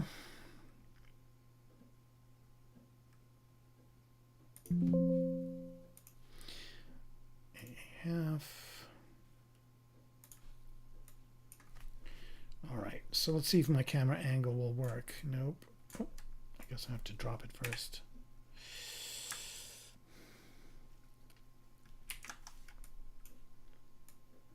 Yeah, it works fine. All right, turn polyframe off. Cool. All right, so we're back to where we were, and now let's go ahead and do the thing where I'm just going to turn material on here and go ahead and fill the object with the material. Right, and I don't know if I want to fill it with yellow, so I'm going to turn on RGB and RGB. Let's do both. And I'm going to pick like a nice dark kind of metallic thing for this. And fill object. So this is going to be maybe not that dark, maybe something like this. Fill object, there it is. And then let's do the screws. And the screws, I think I want them to be a darker color. Oh, are these all? No, these are not all together. Okay, I just hid that one. Not a problem. And I want the screw, let's show this. So I can kind of, and the screws are going to be like a darker color. Maybe same thing, same metallic object. So maybe not that dark, maybe something like this. Fill object. Okay, so we got that. And then this inner part's going to be like a lighter color. So these rings are going to be like a light metallic color. Fill object. And then this one, I kind of like the yellow, so I'm going to leave it as the yellow. Right, so I'm just going to fill it with the material. All right, so we got that going, and the next thing I want to do here is work on the ground. So the ground, there's a method to my madness here. I want the things with the holes here, these guys, I want them to be some sort of like rubber. So let's see, do they have a rubber? They do have a rubber. All right, so, or vinyl maybe. All right, let's do vinyl. Okay. Okay, still reminding me to use Redshift. There's Redshift, it works. And I don't want this to be white. Maybe, yeah, let's try white. White, maybe not this, that white, maybe like a little bit of an off-white. MRGB, fill object. And then this other thing over here that I made, I want it to be water. So I'm just going to go in here, and I think they do have a water. They have some liquid here. Liquid shaders, and I'm going to use, let's see, orange juice, no, olive oil. Yeah, let's see what olive oil looks like. Why not? All right, so that's olive oil again, MRGB. That's, the color doesn't matter for that one. It's just gonna, you know, because so to point out, these ones over here, these materials, these Redshift materials, you can change the color. These ones have the color built in. There's a way to change it as well, but they're kind of intended to just be used out of the box. Okay, there's that. So I've got the olive oil, I've got that. It's all good. Let's go ahead and do a test render. And I'm going to turn on some rendering things here. So what time is it?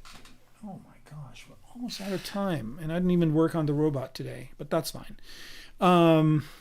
So what I'm going to do here is I'm going to go ahead and go into Redshift Renderer, change my error threshold to 1, denoising is on, and I want to make sure I've got progressive rendering going, okay, and then just go ahead and render this.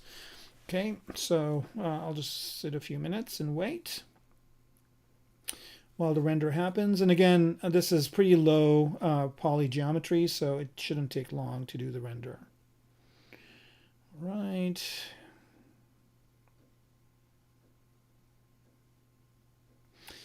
Okay, I'm already seeing a problem. So I'm going to hit escape. All right, so the first problem is I kind of get a little bit of softness over here that I don't want. And that's because this is low res, and there is a thing here with Redshift properties that says smooth surface. I'm going to turn that off. I'm going to apply this to everything. And I don't know why the default is on. It should be off, but anyway. The next thing that happened is that this part over here, I forgot to actually assign the material to it. So I'm going to go back into rough metal, and I'm going to go ahead and assign just the material to it. So fill object. Okay, so now we got that solved. And now I can go ahead and redo the render.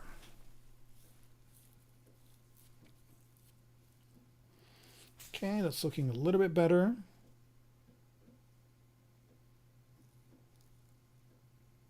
And what's nice is that as this render is going on, the denoising will happen, and I will get kind of a good idea of what this is.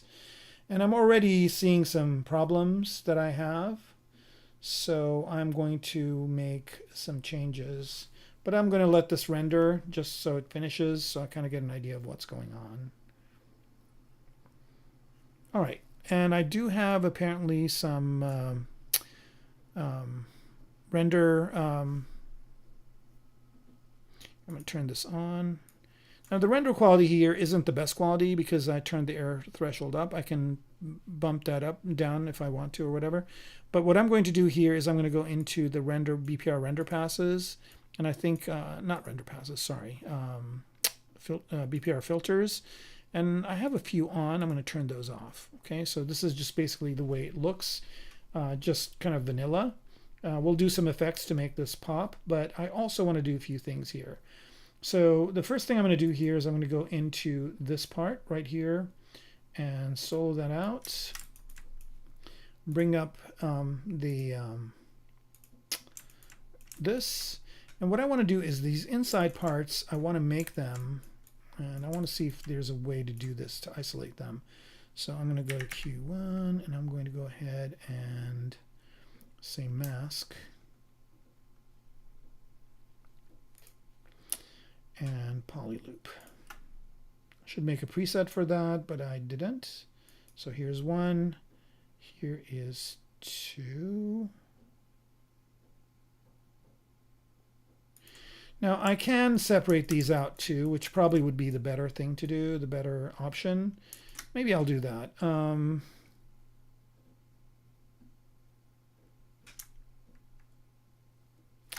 Well, actually, let me try doing this other thing first and see if it works. So I'm just going to invert the mask. And what I want to do is I want to fill this inside part with the yellow. So I'm going to go over to here. And I'm going to sample that color. And then I'm going to go back into here and say fill object, material, and, or just RGB. Actually, the material is the same one. And fill object. There it is. Okay, that's good. Let's go ahead and see what that looks like without the polyframe. And also I want to see what this looks like in the render. So in order to do that, I don't want to render the whole thing. So there is, I think it's Control R to just render where your cursor is. So I'm just going to do that, and it's just going to render this part, and I think that's good enough. Okay, so let's see what that looks like now with everything. So I'm going to unsolo this, and let's do another render.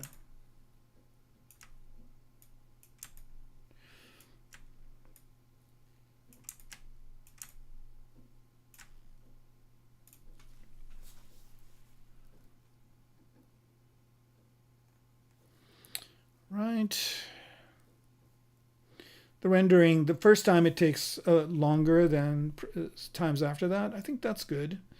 But I think the reason why I chose yellow, I think it is making the olive oil that color. So I'm just going to escape out of here. I'm going to go in here. I'm going to do a few things here. I'm going to go solo out, not that, but this. And I don't know what material. I think I didn't apply the olive oil. That was the problem. But I don't think I want to do olive oil. I think I just want to do water. I thought there was a water one here. Where is it? Plastic, blue, accessories, wine, rubber. Maybe it's here. White wine. Well, you know. Surprised there isn't a water one. The other thing that they did, which is kind of cool, is that they made all of the material properties here. I'll show them to you guys. All the material properties here for Redshift material are exactly the same as they are in any other Redshift application. So if you just go up to the Redshift properties, you can find out what the water one is, like in Cinema 4D or in Maya or some other application, and you can put in those numbers into here and you'll get water. I'm really surprised they didn't do one, or maybe they did and I'm just, not seeing it. So yeah, I mean, the only thing that the water would add is its IOR, but I mean, I could always, let's just use white wine here. I'm going to trick it. So I'm just going to go here and say mRGB and fill object. And what I'm going to do here is I'm going to go into the material properties, and the base color, I don't know why it's black, but that's fine. But I think the transparency color here is what's going to determine that. And instead of choosing that wine color, I'm going to choose like a bluish, light bluish kind of color. Okay. And that's going to be that. All right. I don't see any questions. Cool. So we'll continue on with the render. So here we are. And I'm doing this all in ZBrush, guys. I mean, it's just, really cool. So one other thing I'm going to do here, there we go. That looks more like water. So all I need is a better HDR. So ZBrush has just this default HDR that it uses, which is okay. It's like a studio, but I want to do something nicer. So I'm just going to escape out of this render. And I'm going to do something else with the HDR, and that's done in light. So I'm going to go to light here, background, and texture here. Click on this, import, and this is one way of doing it. Another way of doing it, of course, is if you go into texture here, and they changed that as well in this version, where you can go into, let's see, panoramas, but I'm not going to do that. I'm going to go into HDRI shortcut, and let's have these kind of generate real quick. So I just have a shortcut to like my mostly used HDRI files, and I've collected them over the years, and the one I want is taking its sweet time. I think it's taking a while because it's generating these thumbnails, and I don't know if it does it every time. It shouldn't, but the one I want is the Alex, this one. Okay, and these have some really cool HDRs, and I'm going to go into here, and let's see if we can find a good one. All right, so you want to make sure that the file you're loading is an EXR or an HDR file. So here, I think I'm going to pick, there's one with a red in it, this one right here. Okay, is this the JPEG? It is. I don't want the JPEG. I want the HDR of that. Where is the HDR of it?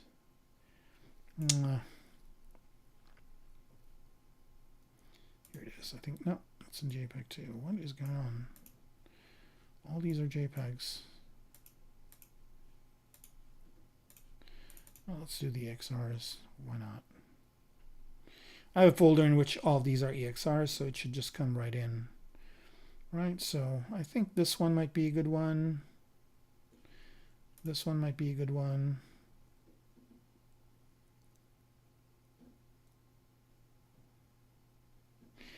This one right here. All right, so just double click on it, and it will go ahead and load it in. Now it will load it into here, but I have this exact same thing in my UI as well, because I can just pick it from there. But I like the idea of choosing these things from directly from Lightbox, because you can see them. So there it is, the HDR is loaded. Now let's do a render with that. This again is going to take a little bit longer just because it's got to load up that HDR, but it will, and we'll see what that looks like.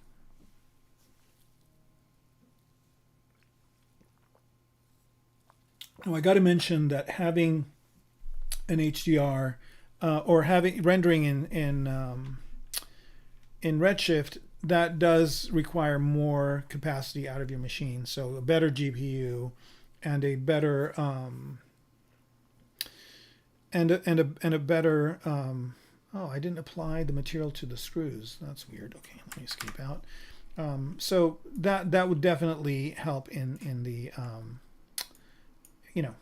having resources for that kind of stuff will matter. But for sculpting and modeling, you don't really need a lot of resources. Okay, so I think what I didn't do here is I didn't apply this brushed rough metal material to the screws. Okay, so there they are, and mRGB, let's pick like a nice dark color, for these guys and fill object. I thought I did it, but I guess I didn't. Or I might have undid it, did it undo or something like that. All right, so let's do this. Let's render it. Wow, I think today was the fastest a stream has gone for me. Okay, so now I'm discovering another thing that would probably look better, and that is that this kind of bubble wrappy thing here, maybe I should choose a darker color for it. Let's go to RGB, fill object. I think that will look better.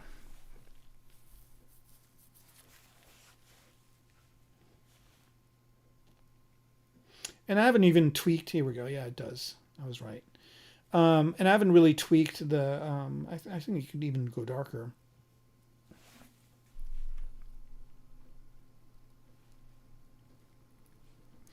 I didn't even tweak the image yet, but I kind of like this red showing up back here. I want it to show up in this area. So again, I'm going to interrupt it, go to light again, and in the background, the way you rotate the HDR is here. You rotate it, where is it? The longitude, right? So I want the longitude to kind of be maybe here. Let's see what that looks like. Again, I'm going to do the Control R just to do the small render in the area. I just want to see if that area is getting the red. It's not. So maybe go the other direction like that. And I think you kind of see it here in the preview, but I'm not seeing it for some reason. I'll just go ahead and do the render. I mean, it doesn't really take that long for it to kind of get to that first stage. Where is that red? Still not showing up. See, on the HDR, it's got two of them, so it should show up somewhere, and it's not. Okay, I'm just going to hit escape. Maybe, do a, so this is 0, maybe do a 180.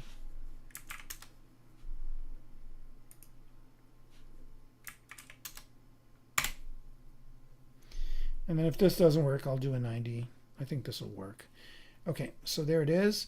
I also want to make that ground a little bit darker. The bubble wrappy part. I think, is that it? See, now I can't really see. Oh yeah, no, this is it. Right, so I just want to make that even darker.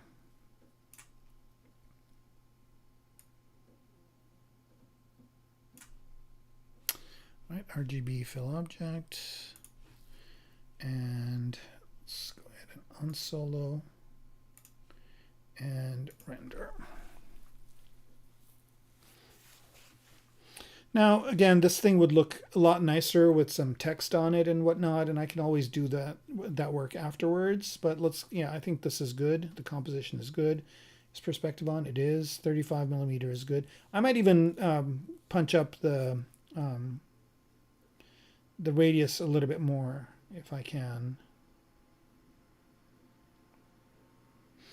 This is also using the light that is in ZBrush as well, and I might move that as well, but I just want to do a full render first to see what I'm getting.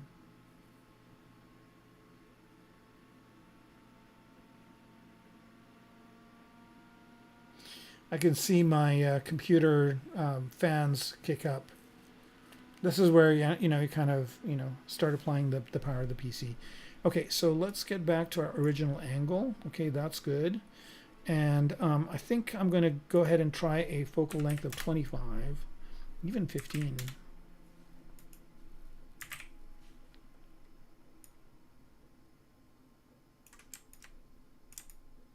Okay, so I've got a new angle now, and I'm going to add a new, oh man, add a new tick mark for it. Okay, so this is going to be the final composition. The only thing I want to do here is play around with the actual ZBrush light, which is this one, and maybe move it over this way so I get a better shadow, maybe over there.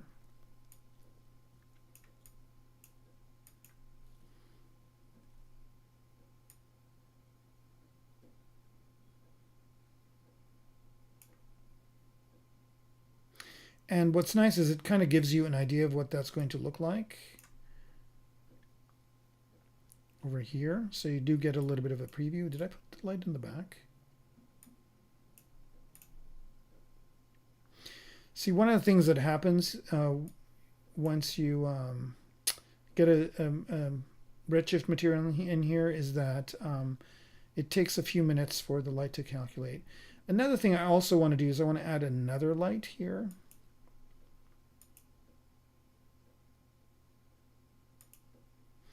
And this light, I want it to be over here. And add a little bit more intensity to it, maybe 0.4. Okay, so now I've got the lights working and I've got pretty much everything going. The only thing is once I like this render, I'll just do some post-processing on it and it will look great. Okay, so I see some reflections. That kind of adds more visual interest to it. So let's kind of let this finish the render.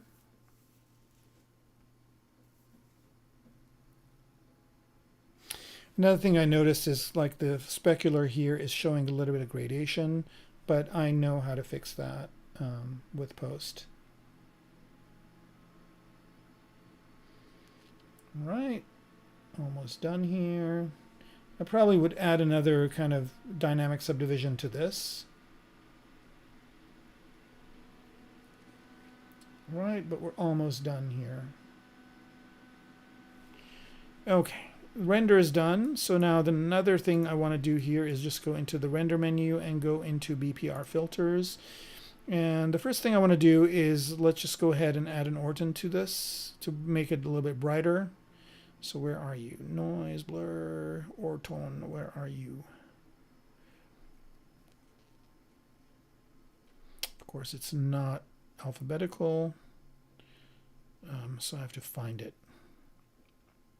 Here it is. Okay, so that makes it a little bit brighter, a little bit better. That's fine. And then I can kind of choose, you know, the amount I want. That's good.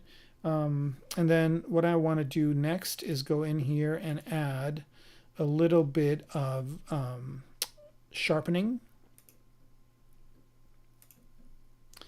And let's go ahead and pump that up. That looks good. And the next thing I want to do is go ahead and add a little bit of a glow.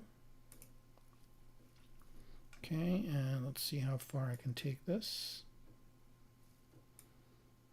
I'm going to just pump it up all the way. All right, that kind of adds a little bit more to it. And then last but not least, I want to add a radial overlay. And let's tweak that a bit. Down position. I think that's about where I want that to be.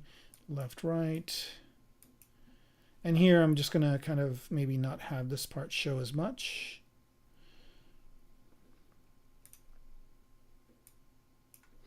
Now in out position, let's move it in like that.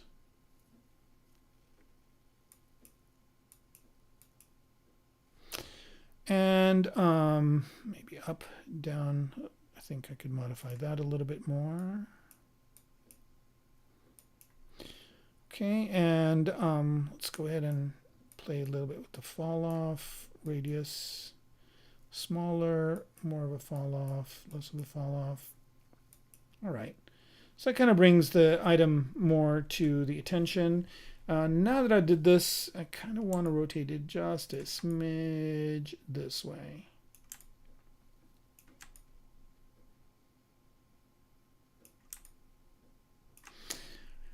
All right, I'm going to re-render this, and I think that will kind of call it a day. The render should be pretty fast here, since we've already got this information in there. And as another thing, I would probably add a little bit more noise to the cylinder here to kind of make it more realistic. And maybe I'll do that too before we end it. Actually, let me do it before I do the render. Okay, just want to make sure I got this captured. This camera view. Okay, and the way I'm going to do this, I'm just going to do a color noise.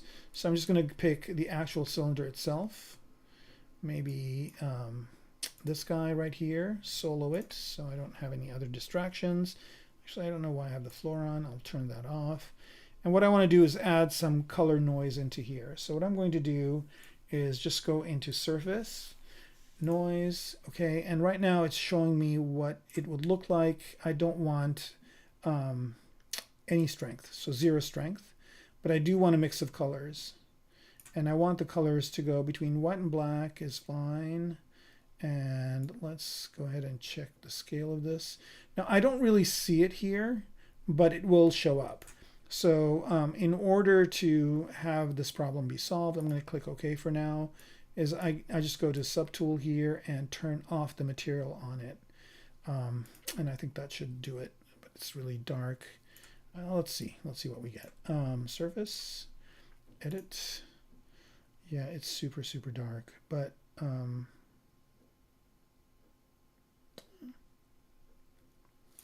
I wonder if here we go. This will fix it. Let me cancel out. It's because I'm on a dark color. Here we go. And then just go to, let's add some subdivisions to this. So I'm going to add 1, 2, 3 subdivisions. Let's add 4. I don't know if this is going to make a difference, but I'd much rather do this than not do it. Okay, there it is. And is the scale of the noise? Yeah, I can't see it just because I've got this material on there. All right, did I turn the material off? I did turn the material off. Okay, what I'm going to do here temporarily is just go to a basic material, startup material, basic material here. Okay, so I can just see the noise. Okay, edit. All right, noise scale, no. Color balance, let's move it this way. Here we go. This is what I want right here. Okay, and let's make the scale bigger, like something like that. Perfect, perfect, perfect. And, okay. That's good. Okay. And now I like this. I'm just going to apply it to the mesh. Actually, I don't even need to. I can just leave it at that. All right, now we'll bounce it back into the rough metal material. And bring everything back. And I think this is going to make a much nicer render. All right, let's go ahead and make sure our camera, what happened to all my markers? Was it a different part or something?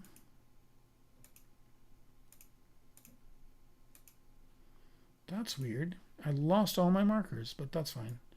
I lost my marbles. No, my marker. Okay, so here we go. 15. Oh, let me go back to 35. All right. That looks okay. And I got a little bit of the red here. Let's go ahead and render this. I might need to do a little bit of tweaking with the post-processing, but I think I'll get exactly what I want. The only thing I'm worried about is I lost that yellow, which I think when I did the fill object, I lost that yellow. But why isn't the material color coming up? Okay, well, I do need to apply it to the mesh. All right, not a problem. That's why I subdivided it, because I kind of was anticipating this. I think I could go one more subdivision level. Okay, there it is. And I want to go to the noise here and apply to mesh. Right. Did it do it?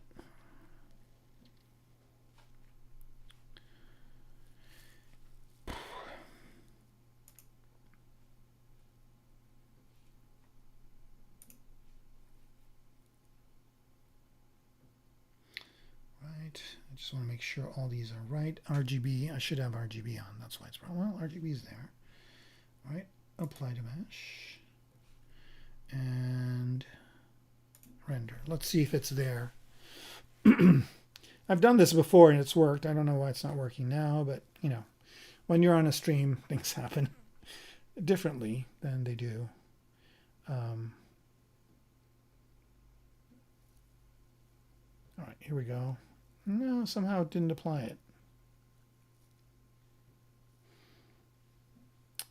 I think I know why. I'm going to try one more thing here.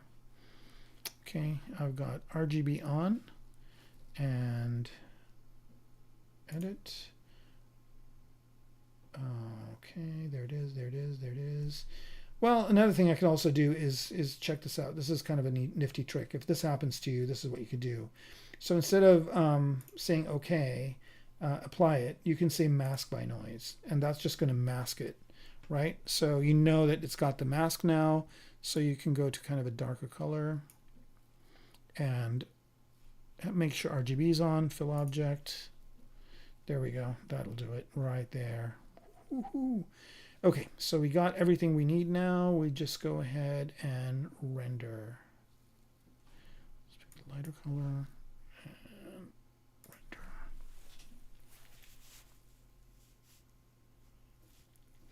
Rendering is one of those things where it's just like a lot of waiting. And I mean, it's pretty fast. It's gotten a lot faster. I mean, I don't know how people did it in the early Toy Story days, but now it's kind of a lot faster. Yeah, that looks much better. Right, so it's going to go ahead and do the render, and then we'll maybe I might need to tweak the BPR filters or not, but I think we're pretty close to being done. All right, I haven't seen any other questions, and there's quite a few of you on here still. And thanks for staying on.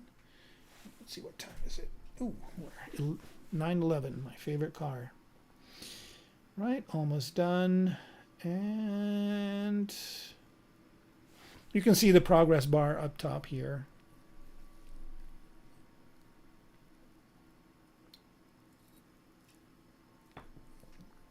All right, there it is. I do want to kind of radial overlay is a little bit of an overkill. I just want to reduce it a bit.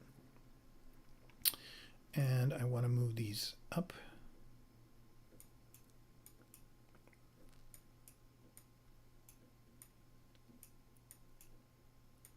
Something like that.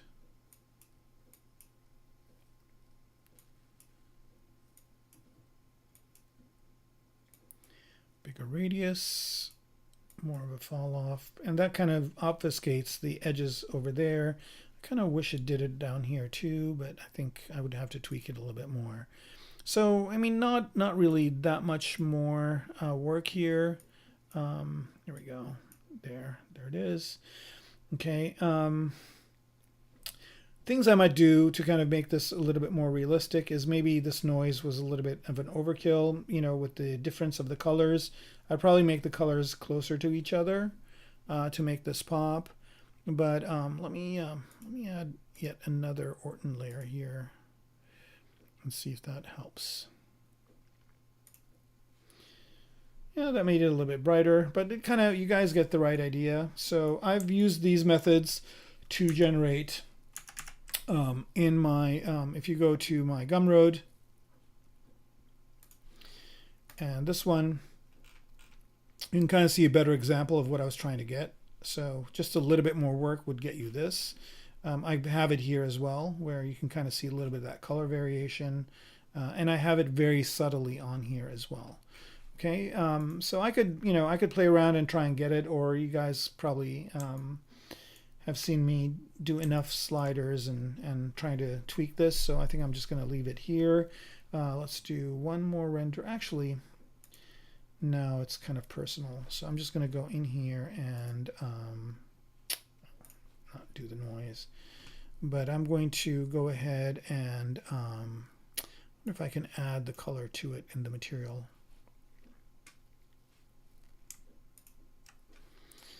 Let's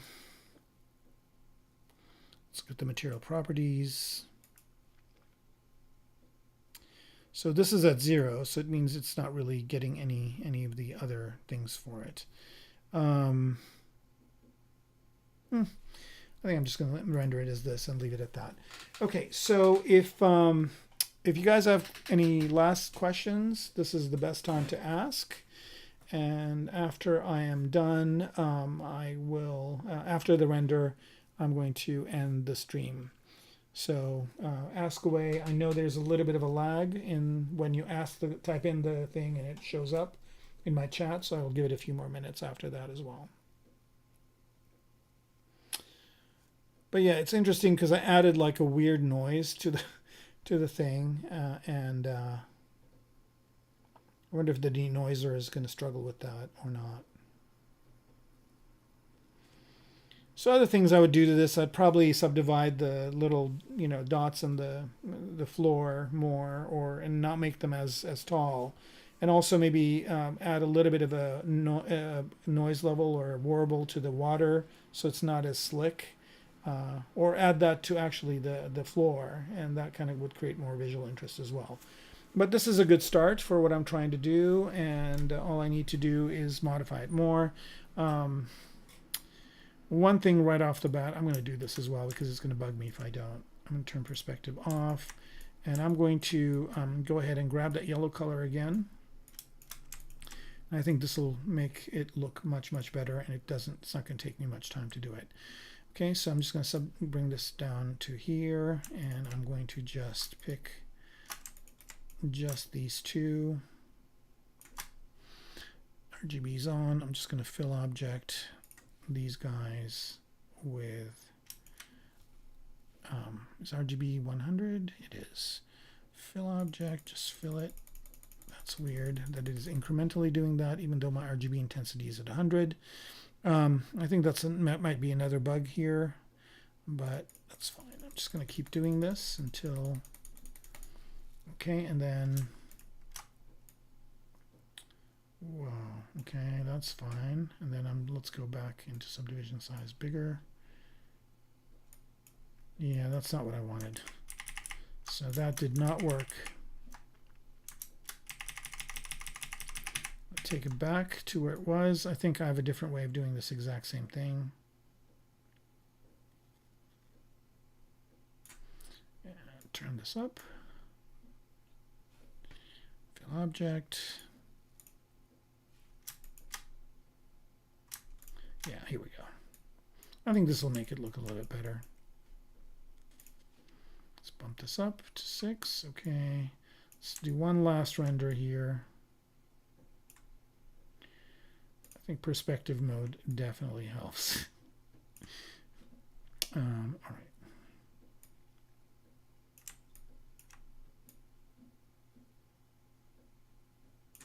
Trying to get more of a 3/4 view here. And again, this kind of stuff is hard to do with just your mouse, but I can let you know there's some tricks, like there are these X, Y, and Z rotation. So here, I think maybe I need to rotate this around Y. So that makes that rotation a lot easier than if I'm going X, Y, and Z. All right, there it is. Let's try 15 again. I think 35 to 15 is making a big difference. Okay, that's good. Just a little bit more of an angle here. I'm liking this a lot more. So I'm just going to go ahead and add a marker and render it. Again, this isn't going to take as long just because I've already kind of initialized Redshift. So it's going to take a few minutes and then start the render. And I think with the new version, the progressive render works a lot better than the previous versions. The previous versions I used to use bucket render, but now I'm just using the progressive render where it works a lot better.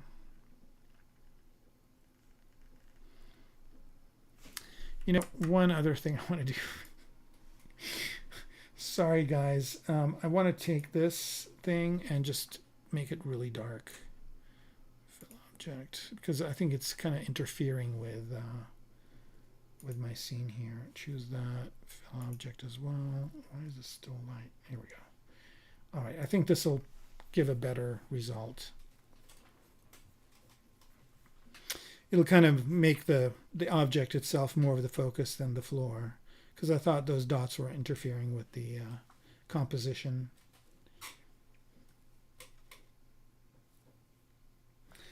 All right, one question. How can we measure in ZBrush? Okay, I'll show you that as well.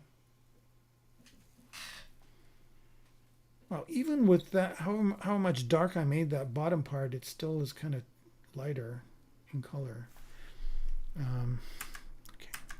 Stop rendering. Okay, this is it, and I want that to be like all the way black. Fill object. Maybe it's because it's vinyl. All right, I'm going to change the material for this. I'm going to make that brush metal as well. So mRGB fill object. I hope I'm doing the right one for that. I think I am. All right. How to measure. Okay, so the way you measure, again, with ScaleMaster, you would use ScaleMaster for it. So right now I'm just going to hide the floor. Right, so oops, I should not see the floor. I'm seeing this as its own object, right? And I'm going to go into ScaleMaster and do the thing I did earlier. Same kind of thing, and I'll show you how to measure after that. But you do have to have set scale first. So go into Z plugin, ScaleMaster, over here, set scene scale. And maybe this thing is about maybe 1.78 feet. All right, that sounds like okay. And again, I'm just making it on this piece right here. I should do a bounding box and all that, but for the sake of time, I'm just going to choose this. So now I've set the scene scale. I know that this is 1.7 about the length of this, right? So now if I bring everything back, and let's say I want to measure the floor. And of course, this is going to be all hard to see. I'll turn off all these things and go to white color. Okay, so now I have the scale of this object, but I want to maybe measure and see how long this is. And to do that, you go to the gizmo, so W, right? But you can't use the gizmo to measure. You have to go to the transpose line, and it's this button right here. And that changes it to the transpose line. And then what I want you to do is look here, okay? So where I'm moving my mouse, I think, what's the magnification thing? Shift M or something like that. I think that's under, where are you? Miscellaneous. Nope. Is it? No, it's not. Oh, there it is. Where is it? I think it's Shift M or Control M, one of the things. Nope. Shift M. Nope. Yeah, Shift M. Okay, so look in this area right here.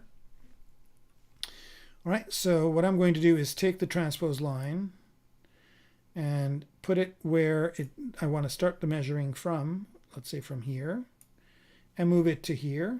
It will snap. And when it does, you come up here and it tells you this is 17.1206 feet. Okay. So Hot Tuna, awesome name. Hopefully you see how that's happening. And if I want to measure the diagonal, I just use the transpose line again, just to, it's kind of like calipers, so to speak. So again, you just move it to where you want it to be. And you can snap it if you want,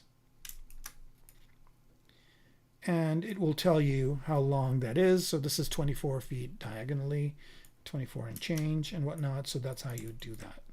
Okay. All right. So let's bring all the materials back. Let's do our last render of the day that I can't seem to be getting.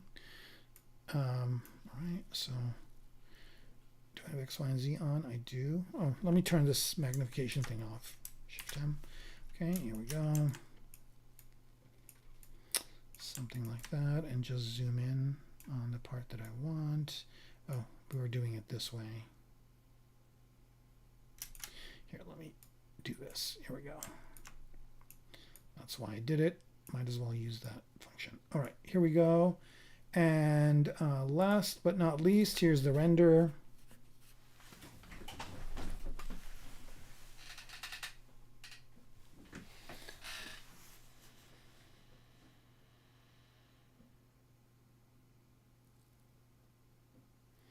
All right, we got everything going. I think it's recalculating for some reason, so it's going to take a little bit longer, but hopefully not too long. I do have a little bit of this showing up, which I probably don't want, but it's fine too. I can always find a way to crop that or fix it in post. All right. All the GPU fans are going and the CPU fan is going, and here we go. Here is our render. And I guess I was able to cover that up with the overlay. So let me do just a few tweaks here and we can call it a night, right? So BPR render, BPR filters.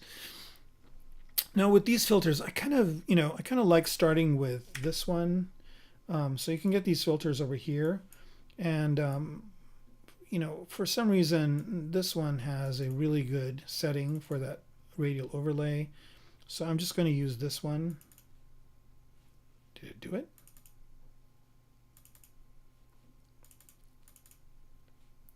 Okay, yeah, it did. Here we go. Okay. And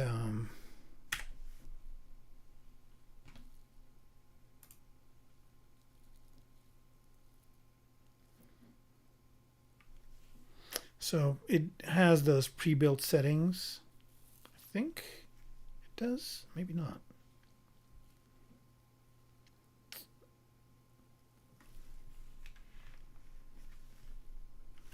I'm just going to let this render do its thing.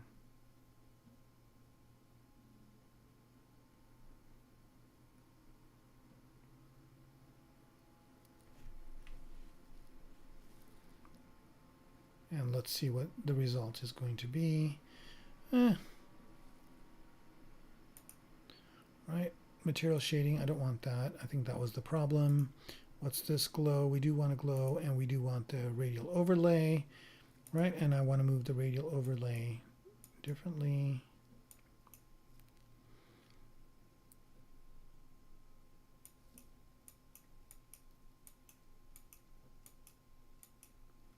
There.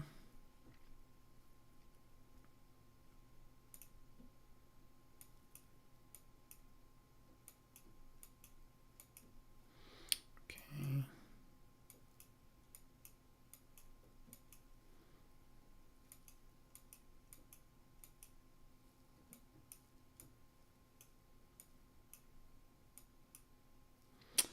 All right, I think that's kind of going to do it.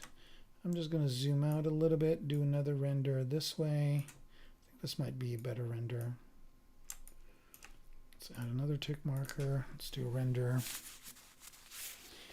And I think I'm just going to accept whatever result this comes up with. It's a little too dark, but maybe like this is Batman's little, you know, something grenade or something like that. I don't know. All right, you're welcome, Hot Tuna. And if anybody is gonna clock out before, thanks again for watching this live. I know you could always watch this after the fact on YouTube, but it's you know, it's fun to have you guys on board. Okay, here it is, and I'm pretty happy with it. So thanks again for watching. Remember to like the video. That really helps me. Make sure to subscribe if you are interested in this kind of stuff to be notified about it. Remember my link tree on my Instagram, and wherever you are, hope you're having a good day or evening or night, and happy ZBrushing, everybody.